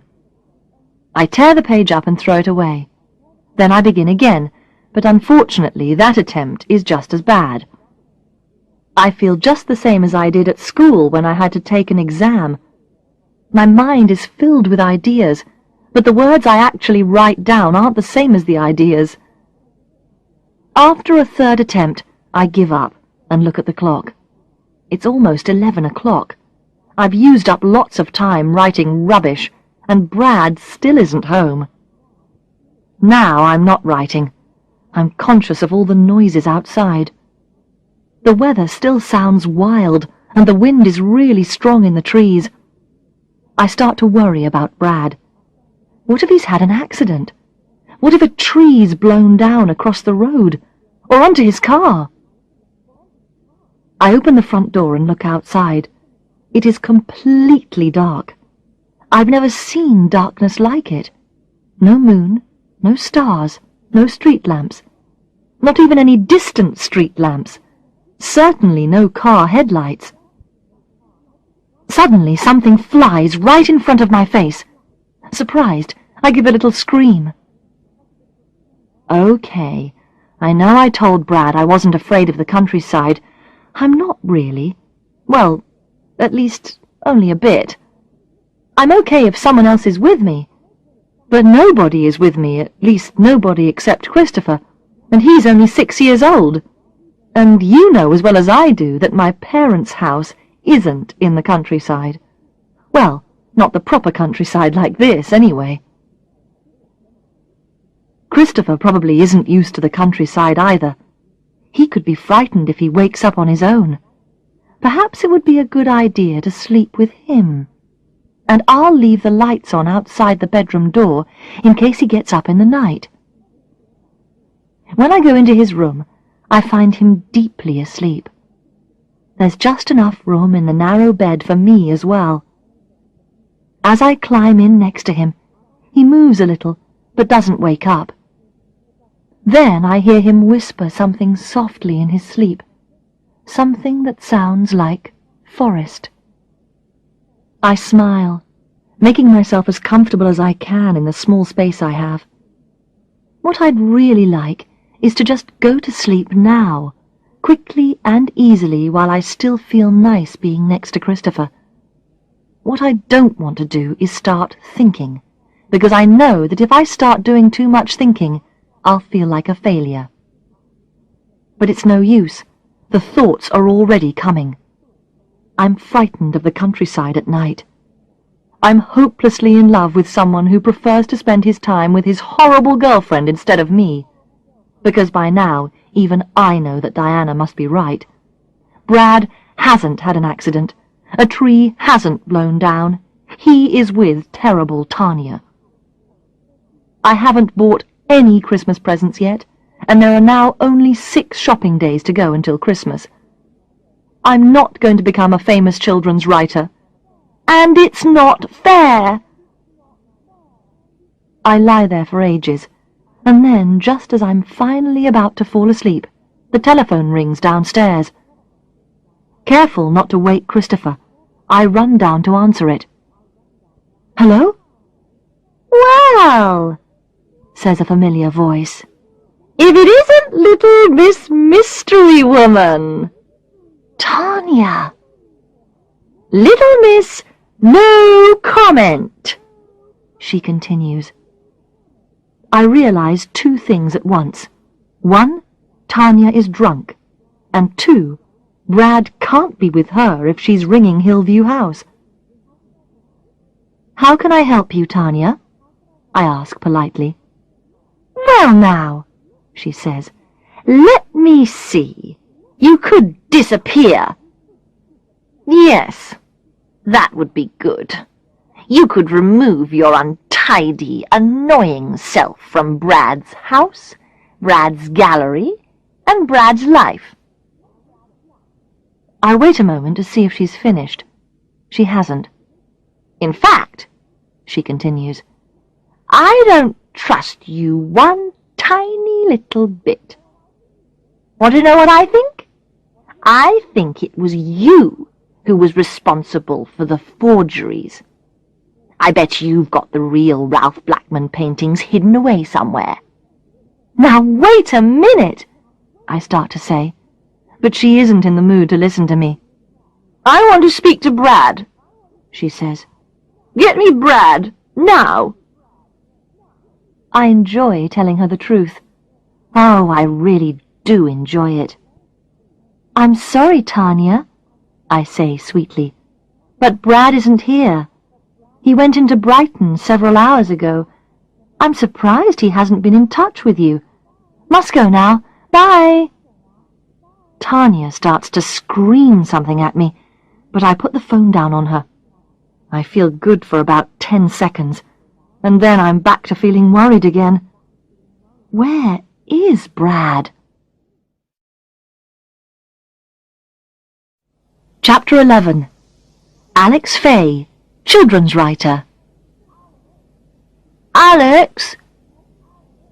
Suddenly I realize that Christopher is standing next to me. Hi, I say, doing my best to smile, despite feeling worried about Brad. What are you doing up? The telephone woke me up. It was your Auntie Tanya, I tell him, and he pulls a face. Typical, he says, and I make a guess that he's heard his mother say something similar about his Auntie Tanya before.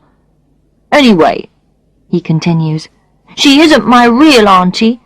Brad and her aren't married yet. I hope they don't get married.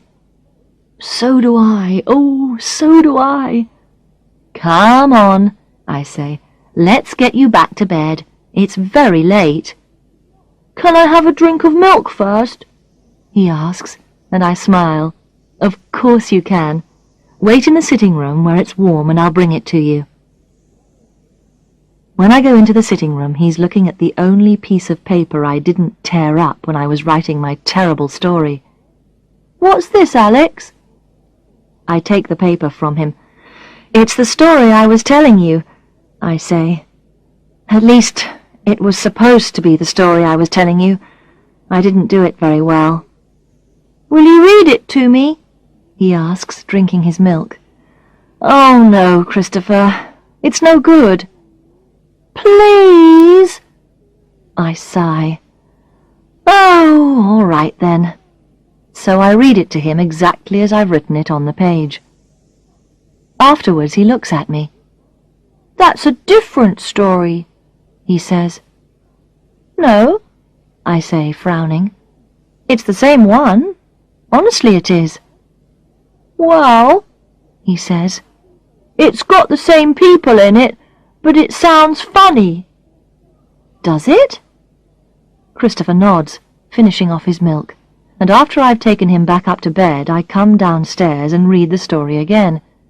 And he's right. Suddenly I know just what he means. It sounds too formal, and it's certainly very different to the way I told it to Christopher.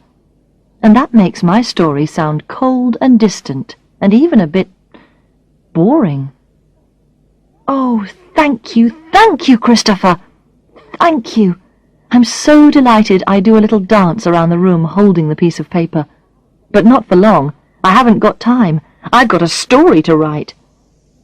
So I start again, from the beginning, and this time I try to write it down exactly as I told it to Christopher. I'm so involved in it, I don't notice the sounds from outside anymore. I don't even think about Brad. Amazing.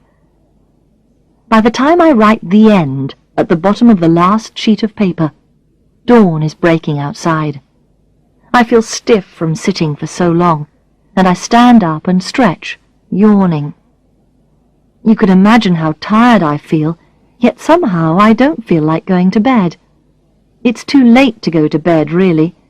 Christopher will be up soon, and Brad still isn't back. But as I open the front door to look at the sky, suddenly there he is, driving up in his expensive black car. Did you wait up for me? He asks tiredly as he gets out, and I'm about to answer when I notice there's something wrong with his face. His left eye's all bruised and black. He looks as if he's been in a fight. "What happened?"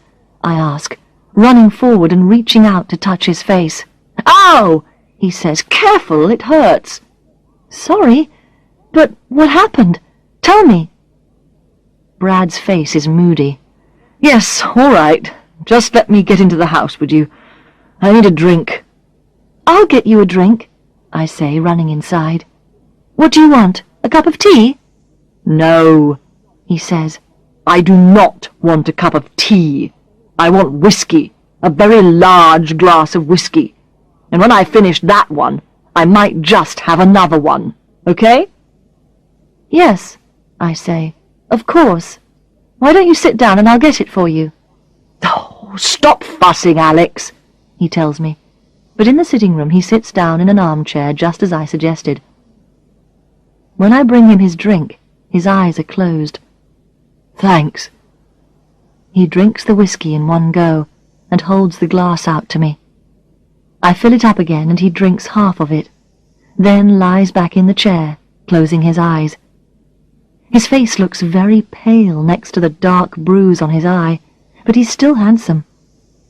If I had a black eye and I drank that much whiskey at once, I would not be looking desirable. Also, I'd be unconscious on the floor, not sitting in a chair. "Tell me what's happened, Brad," I say before he can fall asleep, and he sighs and looks at me. "Oh, I've made a complete fool of myself. That's what's happened." I look at him, surprised. It just doesn't seem like Brad to admit to feeling foolish. "How?" I ask. He drinks some more of the whiskey before he continues. "I went for a drink. You know, that new pub on the seafront. I thought some of my friends would be in there, but they weren't. So I sat and waited in case they came in later. And suddenly, I saw him." "Him?" "Yes, him. The monster who sold me those fake Ralph Blackmans." "Oh, goodness!" I say, staring at him. "So you went over and hit him?" Brad doesn't answer for a while, just looks down into his glass at what's left of his whiskey. "Not exactly. No, Well, I sat and looked at him." "You looked at him?" "Please stop repeating everything I say, Alex. It's very annoying." "Sorry, I'm just trying to understand, that's all. And at the moment, I don't understand. How did you get a black eye from looking at someone?" "He noticed me looking," Brad says at last, but he says it so quietly I can't hear him. "What?" "I said he noticed me looking!" he shouts. "He saw me looking, and he came over and asked me why I was staring at him. He said, 'I don't like the way you're staring at me,' and then... well, then he hit me." "Just for looking at him?" "Yes! The next thing I know, the police are there, but he's gone, left with his friends, and I have to spend the rest of the night at the police station looking at photographs to try to identify him." "How exciting!" I say without thinking, and Brad frowns at me. "Alex, sitting in a cold police station with a black eye in the middle of the night looking at photographs of ugly people is not exciting, believe me. You should try it sometime." "No," I say. "I don't suppose it is. Sorry. Anyway, did you find his photograph?" "No, I did not. I've got to go back later to look at another 500 photographs. If you think it's so exciting, perhaps you'd like to come with me." Of course, I don't have to tell you I definitely would like to go with him, but actually, in the end, things don't turn out like that, because at that moment, Christopher comes downstairs in his nightclothes. Brad takes one look at him and seems to become even more tired than ever. "I'm going to bed," he says, and off he goes. Christopher seems fed up. "Uncle Brad doesn't like me," he says. Of course he does, Christopher, I tell him, but he shakes his head. No, he doesn't. He wouldn't even look at me. I remember Brad's black eye. Ah, well, I think that's because he's hurt his face a bit.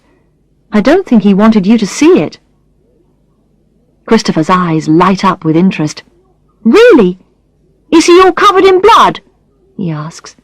Does he look really horrible? Boys. No, of course not. He'll be better soon. He just needs to rest now. I need to rest too after my night of story writing, but obviously I'm not going to get the chance. Christopher's looking miserable again. It's boring here, he says. It doesn't even feel like it's nearly Christmas. He's right. It doesn't feel as if it's nearly Christmas. Okay then, I say. Let's make it feel like Christmas. Let's buy a Christmas tree and make some decorations for it. Yes! Christopher is happy once more, running straight upstairs to get dressed. And within half an hour, we're walking up the lane in the direction of the farm shop. Christopher's running on ahead, singing to himself, something that sounds like a carol, a Christmas song, and suddenly I feel happy. I also feel strange, because I'm so tired. It's almost as if my feet aren't quite touching the ground. But I do feel happy. Diana was right. I do feel better now I've started to write. If Earth Children still seems all right when I read it again, I'll type it up on Dad's computer and post it off to a publisher. I'm a writer! Suddenly, I see a car coming towards us.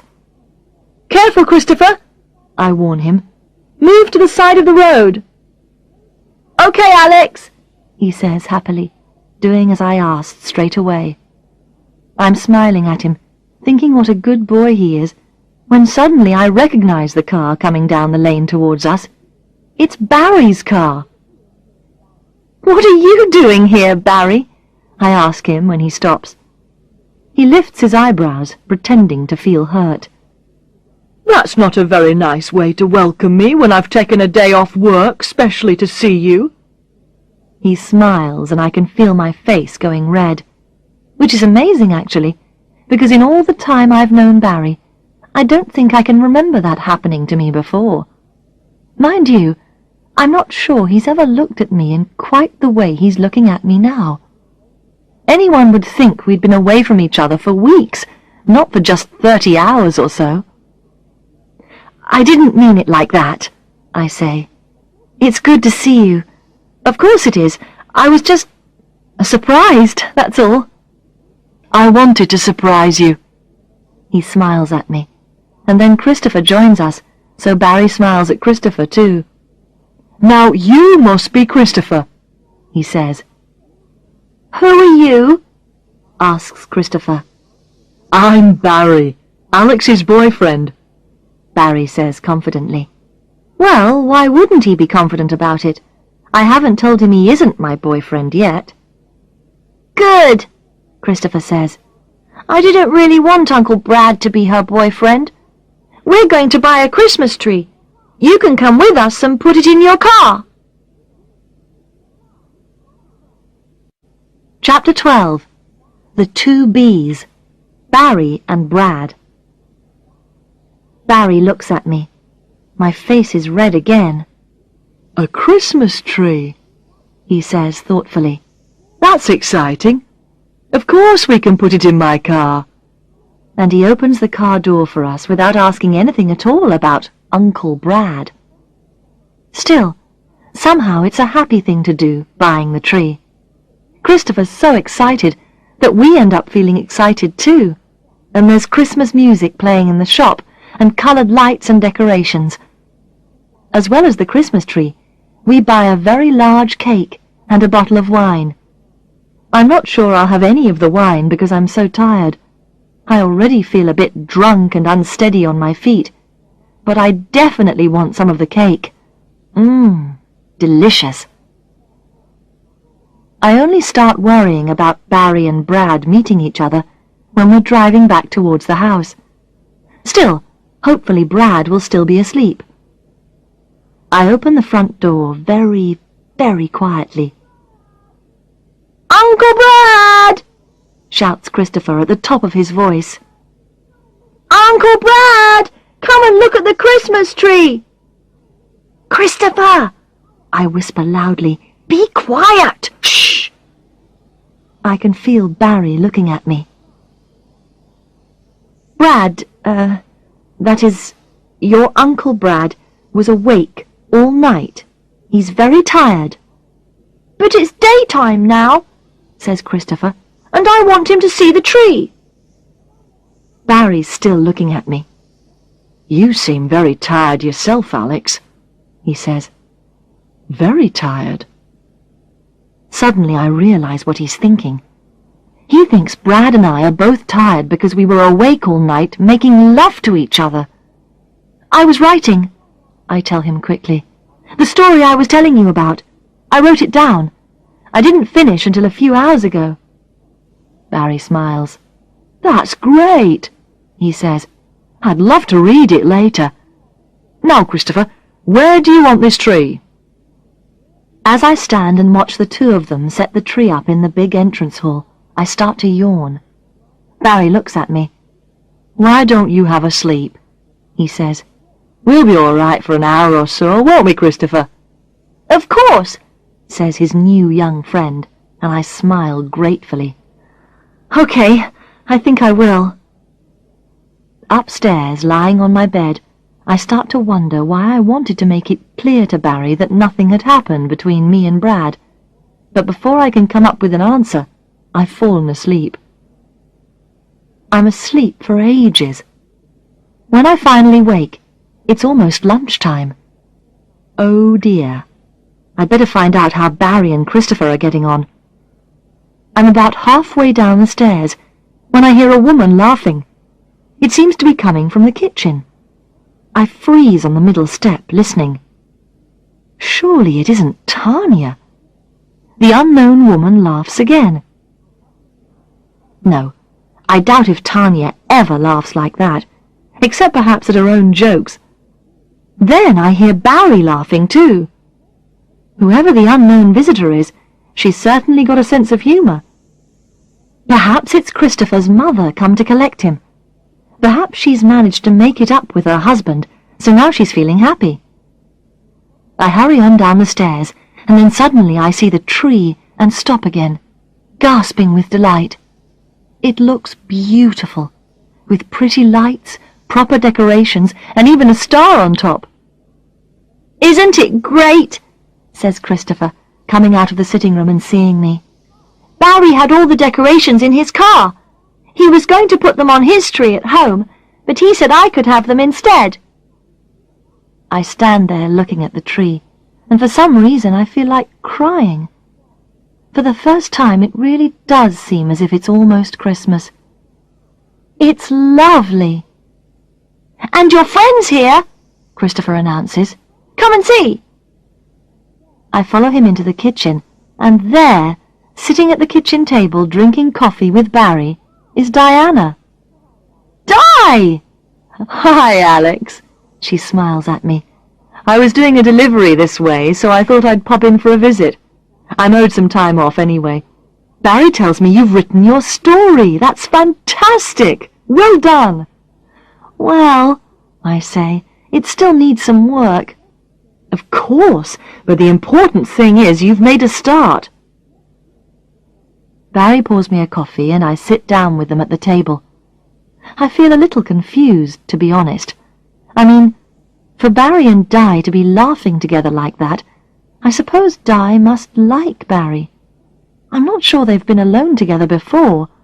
They've met, of course, but always as part of a group, and Barry can be a bit shy in a large group. "And was I right?" she asks me. "Do you feel good now?" "Yes," I say. "Exhausted, but good." Barry's smiling at me, and I remember the Christmas tree. "Thanks for being so nice to Christopher. The tree looks really—" But I don't manage to finish my sentence, because suddenly somebody starts shouting out in the hall. When we leave our coffee and run out to see what's wrong, we find Brad at the bottom of the stairs, staring at the Christmas tree. What the hell's that thing doing here? We all stand there looking at him, but before we can answer, a car pulls up outside. Oh, bloody hell! Swears Brad, What now? and he goes to open the door. Goodness me! Says a very familiar voice. You must be Brad. May I say what a wonderful place your house is in? That view is beautiful, and what a delightful Christmas tree! My mother walks, uninvited, into the hall as her taxi drives off. You see, Alex, she says, unlike you, some people are as enthusiastic about Christmas as I am. Brad watches as Mum takes off her green coat. She's wearing her short yellow dress. He turns to me. Alex, He asks. who is this person? I open my mouth to reply, but Mum gets in first. She steps forward to shake his hand, and as she does so, we all notice her shoes at the same time. The left shoe is green, and the right shoe is yellow. How silly of me, she says. I'm Alex's mother, Willow. Christopher breaks the silence that follows this announcement.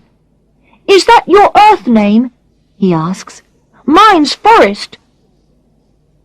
I don't think I'll ever really understand how it happens, but somehow, within half an hour, Mum has found Brad some pills for his headache and successfully persuaded him we should have a before-Christmas party. Your mother's amazing, Barry tells me as Christopher leads him upstairs to show him something in his bedroom. really amazing. I try to smile, but I can't quite manage it. Mum's got Brad blowing up balloons in the sitting room, and I can hear her telling him all about me as a little girl. Incredibly embarrassing things about me as a little girl. Brad seems really interested. He's staring at my mother with complete attention. Either that or his face is frozen with shock. I can't quite be sure. Are you okay, Alex? Diana asks as she passes on her way to the kitchen. No, I say. I'm having a bad dream. A very bad dream. She laughs. It's not so bad, She says. Come and help me sort out some party food. I'm not sure how she does it, but somehow Diana manages to create a tray of delicious snacks. Not only that, but she also makes me feel as if I'm a fairly useful helper, and nothing gets burnt. When we take the food into the sitting room, Brad is impressed. He says to Di, helping himself from the tray. I'm really hungry. You're a very clever woman. And he stands there eating and staring at Di. He only notices I'm there at all when I drop the biscuit I'm eating on the floor. Why is it you never learnt to cook like that yourself, Alex? He says. Is it because you were too busy pushing toys up your nose? Still laughing, he goes over to Di to get another snack. I sit down miserably in one of the armchairs. Look, I hear Brad saying to Di. I'm sorry I reacted like that about the Christmas tree. I wouldn't want you to get the idea I was mean. That's not what I'd like you to think of me at all. Mum's noticed the way Brad's standing close to Di, looking into her eyes. Or at least the way he's trying to look into Di's eyes, because Di's just carrying on putting the snacks onto plates from the tray as if she doesn't know he's there. I thought Brad was going to be your boyfriend, Mum says to me while the others aren't listening. Why is he looking at Diana like that? Perhaps, I say tiredly, he isn't attracted to people who used to push their toys up their nose. But darling, she objects, that was sweet. Even the man at the hospital thought so. I was just trying to give Brad a complete picture of you. I say. Actually, I don't think your embarrassing stories about my childhood have got anything to do with it.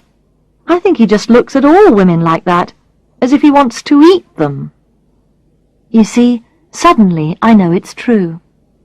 I thought that way he had of staring into my eyes was special to me. But now he's doing just the same thing to Di. He was even doing it to my mother. It's just something he does automatically whenever he looks at a woman. I expect he even looks at June Weatherby like that. Chapter 13. Coloured White. Mum squeezes my shoulder. "Never mind, dear," she says. "Anyway, I don't think Diana's interested in him, do you?" Over the sound of the music, we hear Brad asking Diana if she wants to look at his paintings. "No, thank you," she says. "I'm not really interested in art. I prefer stories. I'm looking forward to reading Alex's story. She's a children's writer, did you know?" Good old Di. My mother goes over to them. "I'd like to see your paintings, Brad," she says. "Very much indeed." But Brad doesn't look very happy with this idea. "Oh, would you, Mrs. Willow?" he says. "Well, do please go and look. The studio's at the top of the stairs on the left." And off Mum goes, looking a little annoyed that Brad doesn't want to show his pictures to her himself. A loud song is playing on the stereo, and I can't hear what Brad and Di are saying any longer. I'm just about to get up and go for a walk, or do anything that takes me away from Brad, when Barry comes in. "Has the party got going yet?" he asks, sitting on the arm of my chair. "It has for some people," I say, looking at Di and Brad. Barry looks at them too. Then he looks at me. "Your mum's keeping Christopher happy upstairs," he says. "Do you feel like going for a short walk with me?" But at that moment, Diana breaks away from Brad. "Come on, you two," she says. "This is supposed to be a party. Let's have some dancing."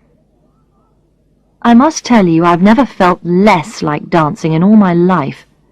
Yet somehow there I am, with the rest of them, moving my body to the music.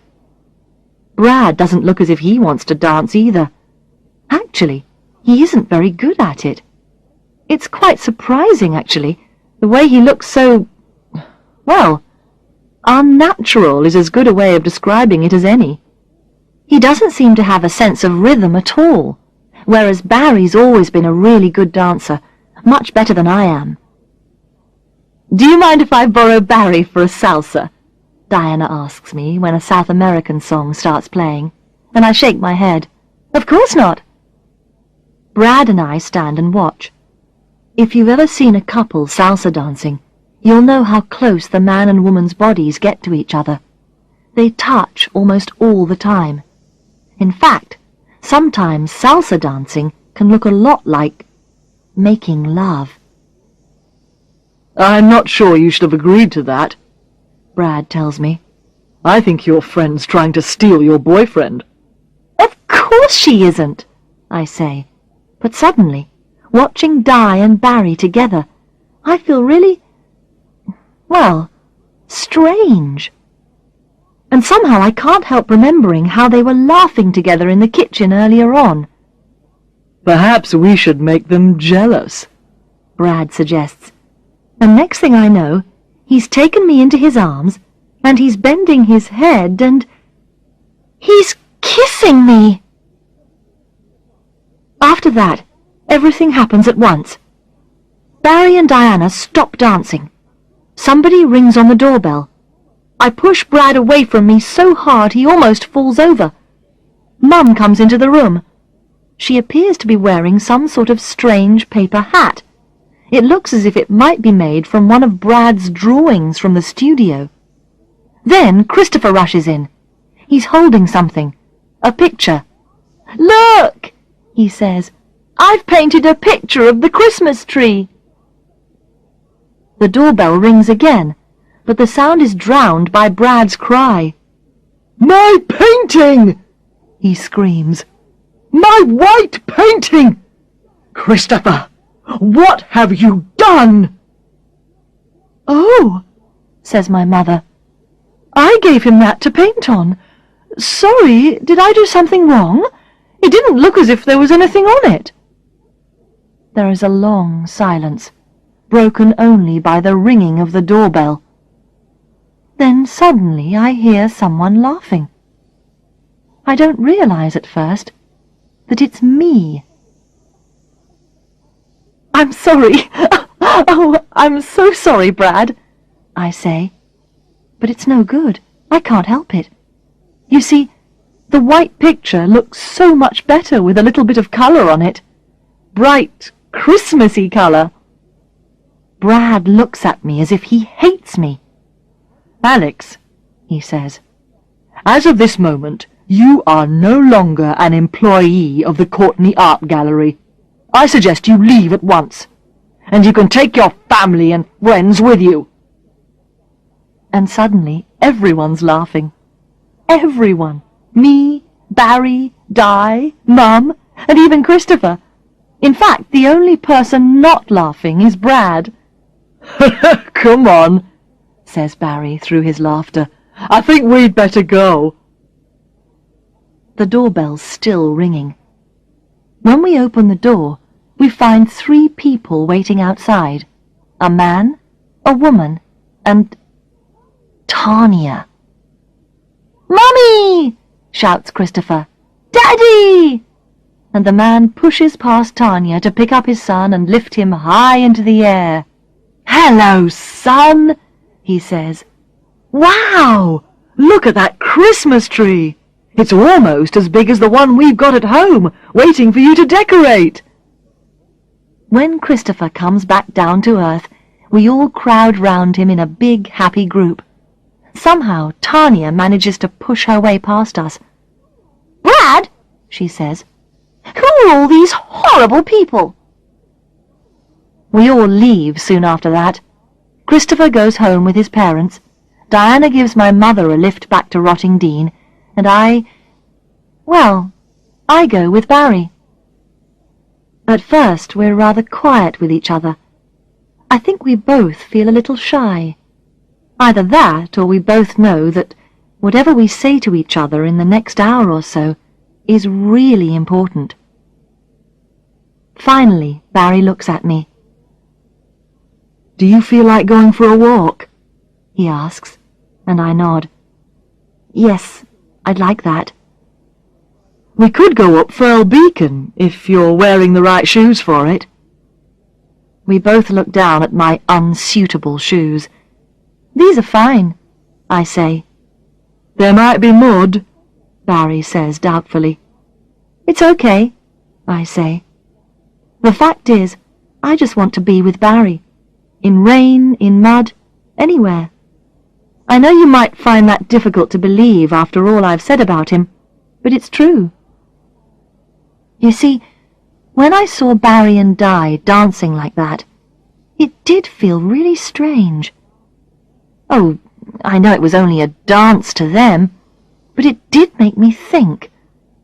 For the first time, I thought about what it would be like if I didn't see Barry anymore. What it would be like if he got a new girlfriend.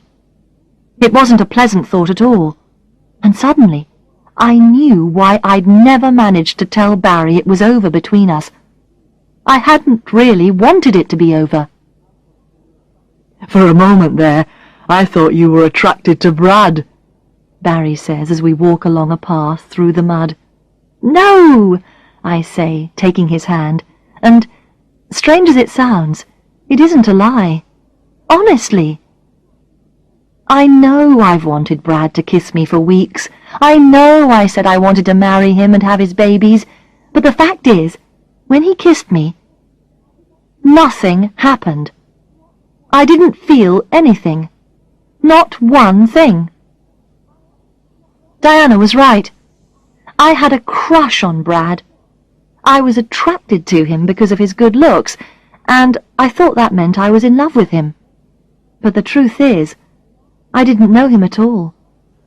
These last few days, I've had the chance to get to know him much better and, well, I now realize I've never seen him properly. In my mind, I made Brad into the type of person I wanted him to be. But that Brad never really existed. Brad's never been interested in me. He's not even very interested in his nephew. Brad is only interested in Brad. In fact, he's really rather shallow. "Oh, Alex," Barry says suddenly. "look at your legs." I look down at myself. I'm covered in mud. It isn't only on my legs, but all over my clothes too.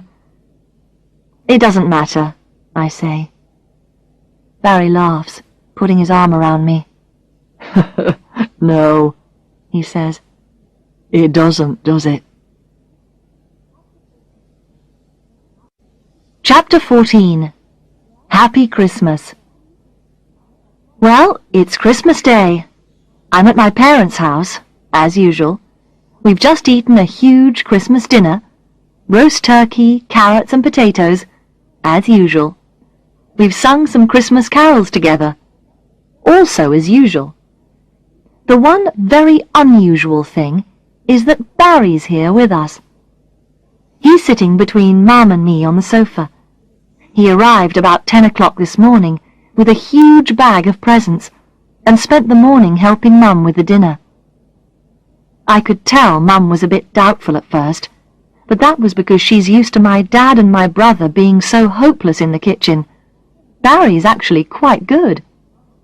Anyway, me and Dad could hear Mum and Barry chatting away in the kitchen as they worked, so maybe she doesn't think he's boring anymore. Besides, I think she's missing my brother a little this year. He's fallen in love with a girl in Scotland called Skye, so he isn't with us this year. Skye! Remember I told you he lives on the Isle of Skye? Very appropriate. Any moment now we'll start opening our Christmas presents, but before that, let me tell you what's been happening over the past few days, apart from me rushing about doing my last-minute Christmas shopping. I read in the newspaper that the man who gave Brad that black eye has been arrested, so presumably Brad returned to the police station to look at some more photographs. I don't know if Tanya went with him, but I do know that she and Brad are engaged to be married. In the circumstances, because Tanya is A. difficult, B. unpleasant, and C. impossible to please, I don't think I can say that Brad's story has a happy ending. As for Christopher's story, his parents were so grateful to me for looking after him. They sent Di round with some kiss flowers, my third bunch in less than a week. And me? Well, Barry took me to a salsa dance the other night. I couldn't do the dance properly, but it was very nice to be held as closely as that. We're going to go to lessons together in the new year. Also, you'll be very glad to know that as well as the shopping and the salsa dancing, I have found the time to read through my story again. And I still like it. Straight after Christmas, I'm going to start typing it up. "Time for presents," Mum says now. "Here you are, Barry dear. A very happy Christmas to you." "Thank you, Willow," he says, and opens the package she hands to him. Inside is the brightest shirt that has ever been made anywhere in the world, ever. No chance of anyone accusing Barry of being boring in that. I give Barry a painting of a bridge. Well, he does like bridges. "Did you get this from the Courtney Art Gallery?" he asks me, smiling.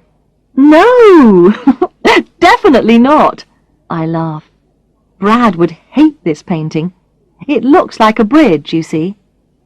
"Well, I think it's beautiful," Barry says.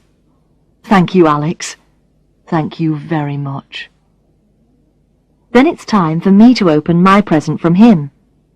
Whatever it is, it's in an excitingly large box. Carefully I open it and put my hand inside. I touch something that feels like a shoe. ski boots," Barry tells me, smiling. "I thought you could use some to go with this." He hands me an envelope. Inside, there are 2 plane tickets to Austria. "I thought you might like to go on a skiing holiday," he says. And then I'm screaming and kissing him both at the same time. By the way, that's another thing I've changed my mind about. Barry can be as nice to me as he wants to be. Later on, me and Barry leave my mum and dad playing a game of cards and go for a walk along the seafront in the dark together. "Barry," I say to him, "when my 40th birthday comes round, do you mind if we just stay in together and watch television?" He looks surprised. "No, of course not." "No balloons? No songs?" He laughs. "Was it that terrible?" I nod. "Sorry. I just wanted you to be in no doubt about how crazy I am about you. But I promise, when you're 40, we can do whatever you like." When I look up at Barry, he bends to kiss me. I'm kissing him back enthusiastically, when suddenly I hear a crashing sound behind me. "Look out!" Barry warns me, but too late. Seawater falls from the sky and lands on both our heads. "We forgot to play the running from the waves game," I cry, rubbing the water from my eyes, and Barry grabs my hand. "Well, let's play it now then," he says, just as another wave bangs against the wall and shoots up into the air. "Yes!" I scream, and we run madly along in the darkness, racing the wave. And after that one, we do it with the next one, and the next. And yes, I'm very wet and very cold, and yes, it's a crazy kind of thing to do on Christmas Day. I'm certain my parents have done it many times. Oh, and of course, I'm not wearing the right shoes for such an activity. You didn't really think I would be,